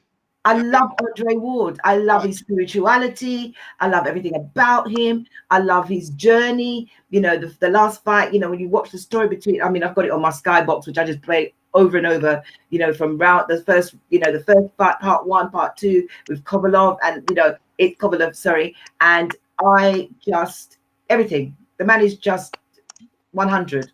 And when I saw that you knew him, and then you were giving him advice before we fought the first fight. Yeah. Like I said, I was like, Spencer, really? Yeah. Like I said, I got a lot of time for Andre Wood, a beautiful human being. And I remember saying, like, when he retired, remember, he was a humble man. So say if Andre Wood's made 20 million from boxing or 30 million from boxing, because he's a humble man, he lives within himself, he's a family man, looks after his wife, absolutely, God-fearing man. Absolutely. 30 million is like 300 million. Yeah. Right? Because you live within yourself, and there's not many people that can listen to talk boxing. I believe that I've learned something from them. Not being cocky, right? I learn when he speaks. You know what I mean? Yeah. Because you know what I mean? He has him, even Timothy Bradley's partner, but I learned from Andre Ward. When Andre Ward talks his thing, I'm like, fingers on lips time. Let me know. You know what I mean? And he's got a good camp, you know, like with Virgil Hill behind him and everything Virgil else. Hunter. Sorry, Virgil Hunter, sorry. It's all right. Don't worry. Virgil Hunter. I don't know. I must be Grant. I've got Grant Hill on my brain. That's you know Virgil's his godfather, right? No, I didn't. I know that he took over. He was there for when his father died. Yeah. You know, I mean, his story is just so traumatic. And, you know, so I know that Virgil has been there literally from the get-go. Yeah, and from the get-go. He's got him there. That brought Andre Ward to Jay Prince. Yeah. And, you know what I mean? And just for the mere fact, like, you know what I mean? He said, like, he went to Prince, you know, Prince, there's this kid, he's bad, and like, but he's on road. He was doing road things. Yeah. But like, we could kind of groom this kid up, and and he did it, and that's why he stayed loyal to Jay Prince. But the mere fact that, look at the heights that guy's climbed. But he's a beautiful human being. Yeah, beautiful human being. Because like, I first met him, what was it, about 4 years ago when we first actually met. I first met him then, and like me and him was reasoning about boxing. He's like, man, you know the game, innit? I'm like, yeah, a little bit, right? So he's reasoning. Was you being modest there? Oh, just a little bit. Yeah, a little tiny bit. You know what I mean? But we just talked about his career and everything else. And then from then we just got on. Like, we got to keep in touch. We got and then from then we just be in touch. And I just, like I said, I got a lot of time for Andre Ward. He's a very, very decent human being. That's another person that I know that you like as well, and it's someone that if you don't know who this person is, then you should even be watching boxing. Yeah, Sugar Ray Leonard, man. He is just the way this thing is. Like, I worked with Sugar Ray Leonard in, what was it, 2008. No, sorry, 2007. I worked with Sugar Ray Leonard and Barry McGuinn for England or UK versus USA contenders. Right? Oh, I didn't know that. Yeah, so I was working with a kid called Anthony Small, who went Okay. all crazy and jihadi. Right. I prayed for him to sort himself out and get his mind right. But yeah, so Sugar Leonard was my hero. So I could name you everything on Sugar Leonard. I bet you could. I was sitting again, mate, you know, some Saturday nights, you know, especially through COVID, it's like just putting on the old, you know, the days of the Hagler and the Hearns and, you know what I mean, the Duran fights with of Sugar Ray Leonard. It's timeless. And I don't think there's much that can, you know, that I can see in today's boxing that matches up to it. No, there isn't, but there is a reason why. It was because of this. It was like back in those days, the best wanted to fight the best, right? Absolutely. And I think Andre Ward said it best. Even though I've said it, but I think Andre Ward said it the best recently. Go watch it. There's a thing called the welterweight division on ESPN, but it's on YouTube. And Andre Ward said what people seem to forget is like when Floyd Mayweather reached the level of Money Mayweather, he could pick and choose who he wanted to fight. Right, yes, he But could. people seem to forget the tough fights they had with Corrales. People seem to forget the fight that he had with what's his name? Jesus Chavez. People seem to forget the fights. They forget those fights that built him, or Jose Luis Castillo. They forget those fights. Yeah.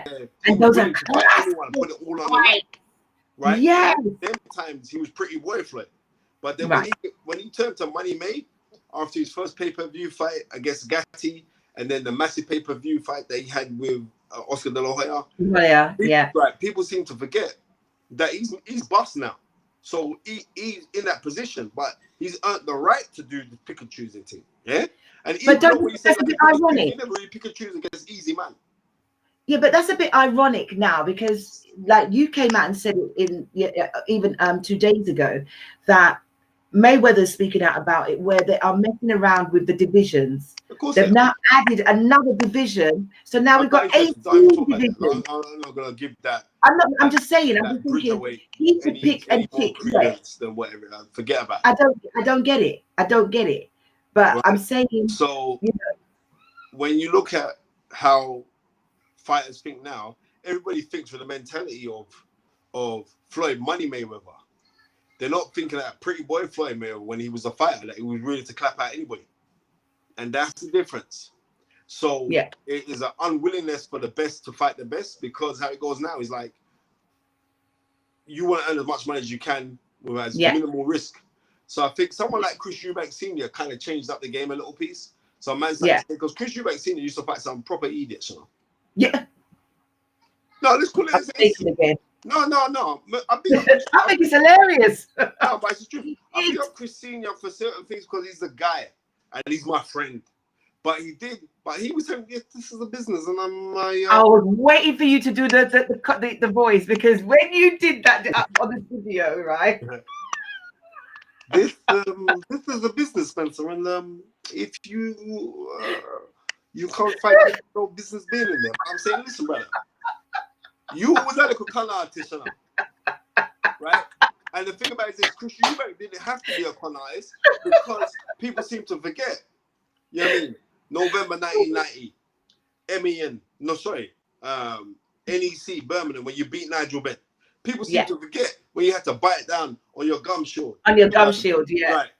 September 21st, 1991 against Michael Watson, and you knocked out Michael Watson. Unfortunately, he was damaged after that. Damaged. People seem to forget that when Chris Eubank had to bring the thing, he'd bring it. So Chris Eubank never had to take them easy fights against them man, because he was tough enough to compete with anybody. Yeah, you know what I mean? Chris Eubank was a G. Yeah, but I have to say is when you go from the Jamaican, is when you do the accent from Chris Banks is like Chris Eubanks is like, oh, you know, he's so posh, and then it comes out and he goes, yo, what up? You know, he goes to the yardie. I tell you the time when Chris Eubank probably come out with a yard team was when he was in preparation for the Michael Watson fight, and they had the press conference, and he was there talking, and then Michael Watson was winding him up as well, because Michael Watson, you know, not good looking man. You know what I mean? He was pretty. Yeah, good looking man. He was like, oh, is it really Chris? Yes, he winded up Eubank. He goes, look, you lost the fight, and that's that. And then you might turn around, listen, this is what I said to you, Michael. If you were to beat me, I wouldn't begrudge you. But you are begrudging me the win, and that's wrong. And then Michael would say, is it really, Chris? And then Chris Eubank switch. Chris Eubank said, yo, oh, you don't like me. And he stopped. But oh, you don't like me. Listen, and he just got up and walked off. But you see, and then from then I said, right, Chris Eubank is a little yardy. You know? Yardy. You know what I mean? He does. He just thinks that you have to just catch him, and he switches. Yeah. No, that's too much. But we're gonna bring it up to date, right? So now you are at MTK and part of ESPN, and you know, I for one, when you made the announcement, I was really proud because it's a journey and a half to where you are. You know, all the stations you've been on, from Setanta, Sky, you know, Box Nation, you know, and then you did a bit with Sky again, and then now you're within your own rights now, Spencer. You're with your own rights, and the whole committee of, as I said, the whole team. And I don't know what that noise is, but it needs to stop. But the whole team together is a testament to where you are. Now, what I'm going to come into now is this. We're not going to go in and about Deontay Wilder. I wanted to know, what is your views about women boxers? I think it's great.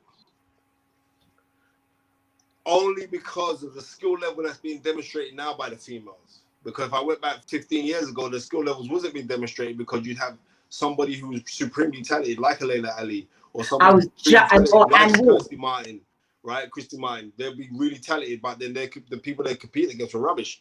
Now we're getting 50-50 fights. Right. What about Ann Wolf? Was a big boy fight. You know what I mean? What about Wolf? Pardon me? What about Wolf? Ann Wolf was the name. Ann Wolf was a gangster. I got an interview with her. I'm going to send it to you. I got an interview with her. Ann Wolf was she was a G, you know. Yeah. You know what I mean? Ann Wolf could clap out, man. I'm telling you that. Yeah. Now.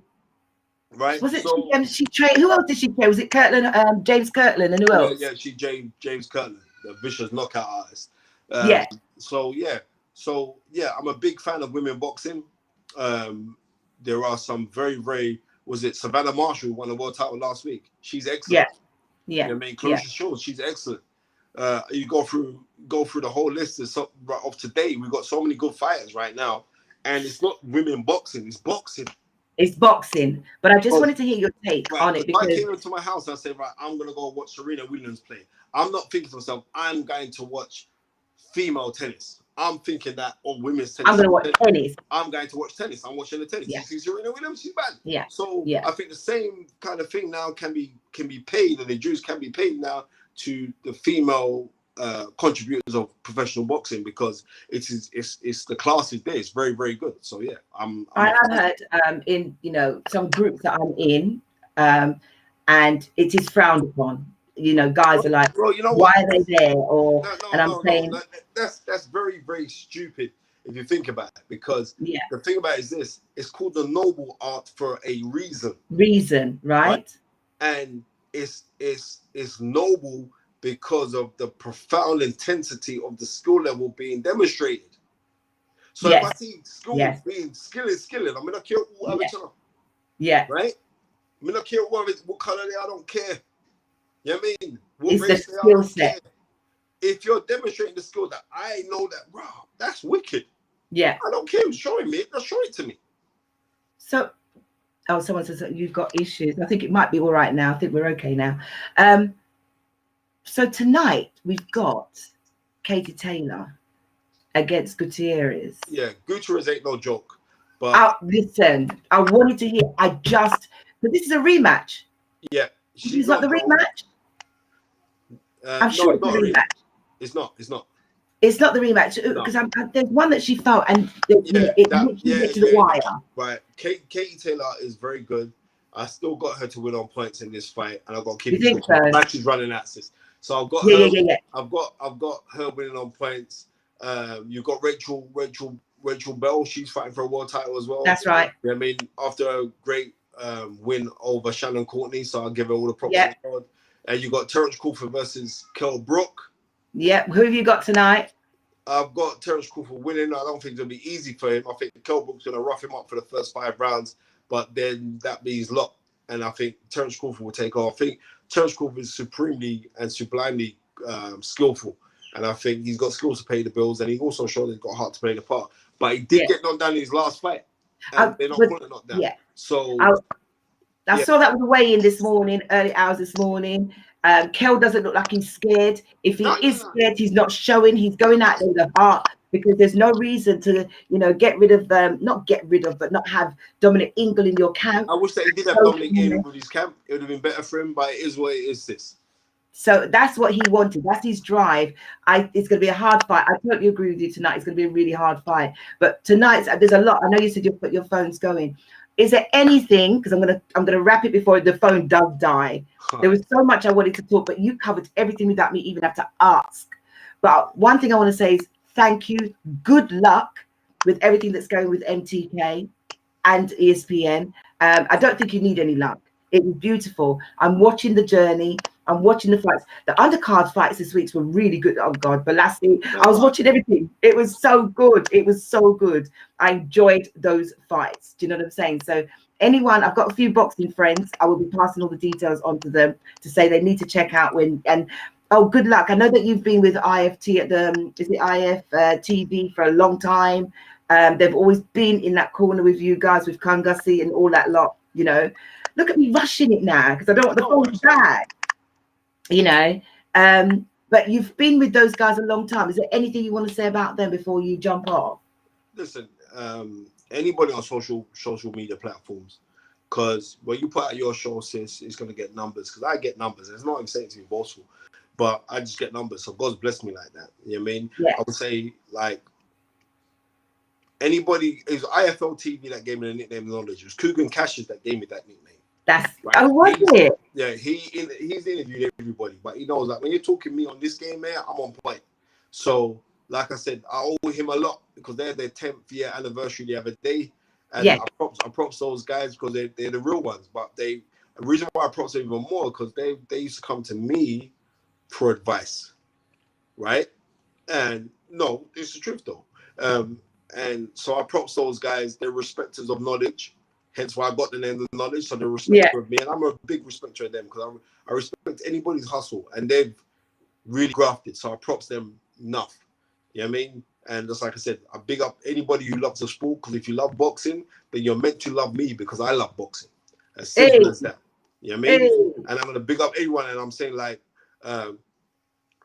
Miss Maxwell, we need more females who talk boxing, who know boxing because you actually know boxing. You're not trying a thing. You know the thing.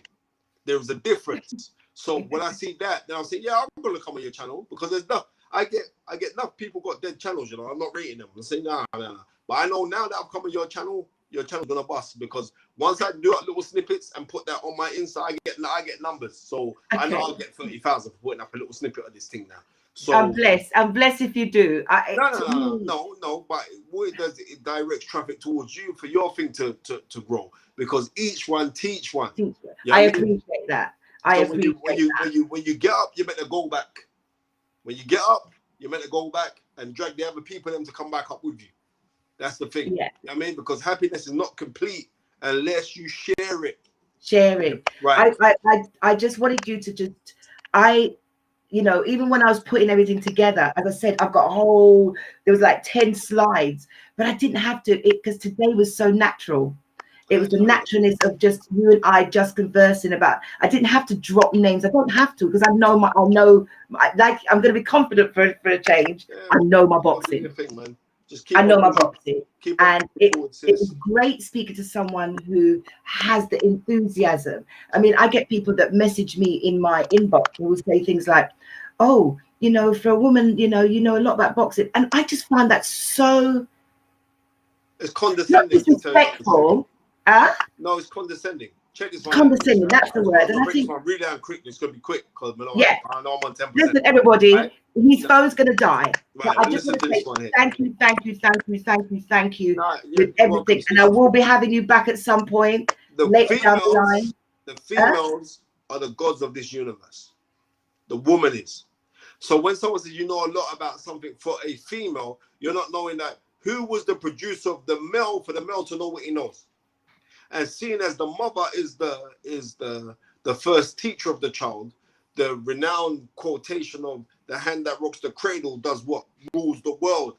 So when we're seeing men bust, the men are only busting because of the females. The men are only busting or doing what they're doing because of the woman. Because the woman that is the elevator. Do you understand? In early hieroglyphic writings, and we're going back something like 10 BC, they had pictures in hieroglyphic writing of women laying down and men standing on top of them. And, you know, you get great anthropologists who will turn around and say, isn't this sexist? The men are standing on top of the women. No, the men were deliberately standing on the woman because the woman would be the bridge to elevate them to go where they're going. Standing in the truth, baby. Right? So, therefore, when we look at the woman, we are looking at God, because God, in his genius, whether you want to go by science or if you want to go by religious standpoint or spiritual standpoint, that the heavens and the earth were created out of darkness. The woman does this every time she conceives in her womb after 3 monthly cycles. So therefore, the woman by it is God. What do you mean God? Of course she's God, because she's the creator of the heavens and the earth. So the woman's God. So therefore, I understand the power of the woman, and even more so, the black woman is God. And I've said it, and I'm taking that back. Reason why? Because you were the first on the planet. We know they've done. You read the book by Dr. Leakey, right? He went all around the place, and where did he go? He went to what was it? 3.8 million years old, and who did he find? He found Lucy Zinzanthropus. Who was that? That was a black woman from Africa. The mother of civilization, the oldest remains of what? Of that we have life. Really? We have the X and the Y chromosome. The X chromosome is produced by the female. The Y is a mutation of the X that men have. So therefore, obviously, women are here first. They've been dehumanized and degraded for too long a time. Right? Right. And we must realize that when we're looking at that, the woman that we are looking at God in his earthly characteristics. And that's how I'm going to leave the show. Peace, 2 fingers, and absolute. Good luck to your wife and your family and your children. 100% niceness. Thank you to everyone that was talking to me in the chat room. This is Master Knowledge, Spencer Fearon. Please check him out. He is amazing. If you are into your sport, boxing, this is the man. And it's not just sport. He actually goes to schools. He's been in Lahore, as I was telling everyone before you came on. He's an inspirational motivator. He's a mentor. If you need to talk, this is a man to reach out to. Some people just said to you, thank you. So from the chat room, thank you. Spencer, I will talk to you later. I'll send this to you. God bless you. I said, Tunde, please say hi to Tunde. Also, can you just quickly big up your podcast show? He has a podcast show called. Podcast is on the Stamina for Sale YouTube channel. It's a wicked podcast. That's what I'm gonna say. Numbers don't lie. It is really, really good. Right, and you're really, gonna get really good. Numbers after this. So you take care. God bless. I'm going to put it up. I'll put it up for you. Love you, love you, love you. Blessed me today. Have a fantastic day, and I'll speak to you soon. Thank you very much. You're welcome. Bye. Did I just burst a sweat? Oh my God. Thank you to those that did hang in there because we had some technical issues. Thank you for those who may have joined us late.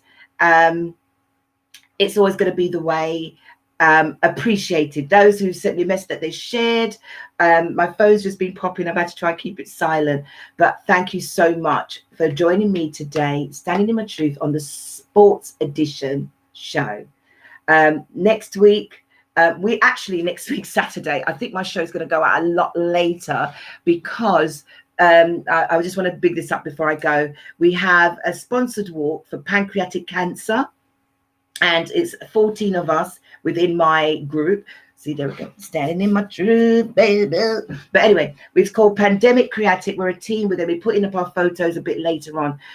We're not asking you to sponsor us, but if you can put 50 pence or a £1 in it, I'll put up the details later on. So next week, Saturday, you'll find that we'll be doing a live show with us walking from Greenwich Island, from Thames Island down to Greenwich, and from Greenwich to the London Eye. That's 24 miles that we are supposed to be walking. I don't know how I'm going to do 24 miles. I need my chocolate. I think I need a bag of sweets, because I don't know who gave me the bright idea to tell everybody we're going to be walking 24 miles. So that's what we're going to be doing next week. Pandemic Creatic is the team of girls, 14 of us, walking for pancreatic cancer. I'll put the details up a bit later if anyone wants to watch us next week, Saturday. And that's what we're going to be doing. Big up to the England team. You won 3-0. And let's see what the rest of what Sunday's going to be provided. And then next week we're back to normal football. I'm not saying I don't like England playing, but tonight, fight night, if you can, Sky Sports, you can check out the fight with Katie Taylor. And don't forget, we've got Kell Brooks fighting T. Bud Crawford, Terence Crawford tonight in the wee hours of the morning. If I can, I'll put some details up, because I think a few people have been asking me what time is it on, where's a link, etc., etc. But right now, what are we doing? We're in lockdown. There isn't anything else. And so at the end of the day, if you like sports, watch sports. If you like golf, watch golf. If you like F1, which is what I'm going off to do right now, I'm going to go and watch Lewis Hamilton qualify, hopefully for pole position. One of the things I must say while I'm talking about F1, in a couple of weeks, I have got someone from F1 coming on. So anyone who's an F1 enthusiast, I hope you're going to join me. I can't say who just yet, but I'm so excited. Anyway, contain yourself, Valerie, contain yourself. In the midweek, I've got prostate cancer. We're going to be talking about prostate cancer because it's November. So we're going to have a couple of people coming on with their graphs and why they're doing it, because prostate cancer is rife. Just been diagnosed by someone in my family. Just kind of get my head around it. Not the only reason. It's something that I used to champion a few years ago. And so I'm using this platform in the hope that things that I see around me, I will always try to bring to the table. I've also got my girls coming on, the most motivational team, and that should be amazing. And I've also got Dags the Statement, his show. He is another promoter, but this is not sports. But there's so much going to be going on. Oh God, someone just sent me a message. Oh, thank you. Amen to you too. Thank you. But I thank you for the love. Thank you for the love. It's not easy. I'm going to my bed at stupid o'clock at night trying to do research of everybody that's coming on the show, only because I would like to think that people are going to be very informative to you and you can take something away with you on your daily basis. So I'm going to be signing out. I just want to say to you all, keep your mind free, keep your heart clean, try and do your best. I know we're in lockdown, but if you stay safe, stay clean, stay, do the best you can. Some people can't wear a mask. Those who believe in wearing a mask, please do so. But at the same time, try and protect each other. Try and love each other, because that's all we have left. And on that note, I'm going to sign out. I think, I'm going to sign out with that music I was playing earlier. Where is it? Woo, woo, woo. I'm going to sign up with a little bit of music. Oh, here we go. I'm going to dance. You can stay there and watch me dance if you like. But this is a good little tune. And this tune I'm going to buy out is called Keep Trying, Keep Trying. Don't let the world get you down. So that's me signing out. Signing out. Keep on trying. Love you all. Keep on flying. Who's going to dance with me? Anybody that's still there, you can still dance with me, because I am. Do you know what? I might have to do it. Oh, shit. I've got Joe Hunt next Friday. Proper live DJ set in the house next Friday. So if you want to rave live on my show, tune in next Friday for the Friday Fortnightly Music Shop.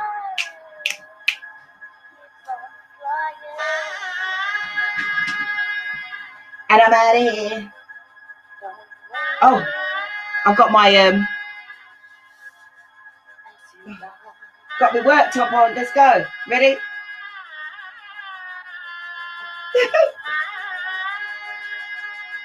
My workout belt. Hey, hey, hey. Hey, hey. My exercise.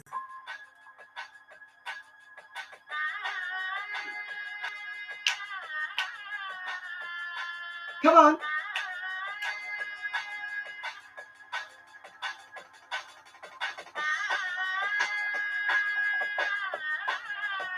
Have a great day, everybody. I'm going to be here dancing. But when you tune out, have a great day. Hey, well, actually, great afternoon.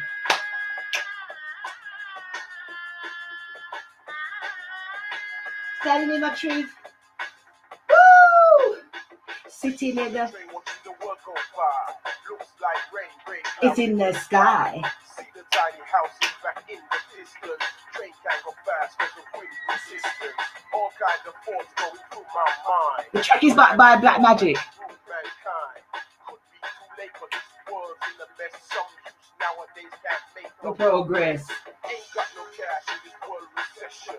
Rich staying rich while the rest keep guessing. Guessing what's the answer to this lifetime quiz. Mugging and stealing. Hey! Now what's the conclusion? I sure can't tell. That's another Londoner. Just another Londoner. Just another Londoner who's stuck as hell. Ready? Come on. Keep trying. We're flying. Emotions take me to the other side. We're flying. No trying. Time will pass you by. Hey!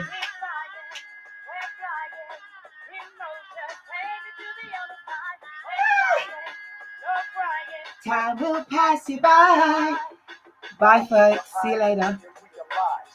Living in corruption and many, many lies. Being true to the needs of your pride. Walking with the truth, not wearing no disguise. Living up together is how we live until the end. Change or just illusion, tell me why do we pretend? Living up together is how we live until the end. To love the life you live, I love the love you give. Keep trying, we're flying. Emotions take me to the other side. We're flying, no dying. Time will pass you by. Keep flying, no trying.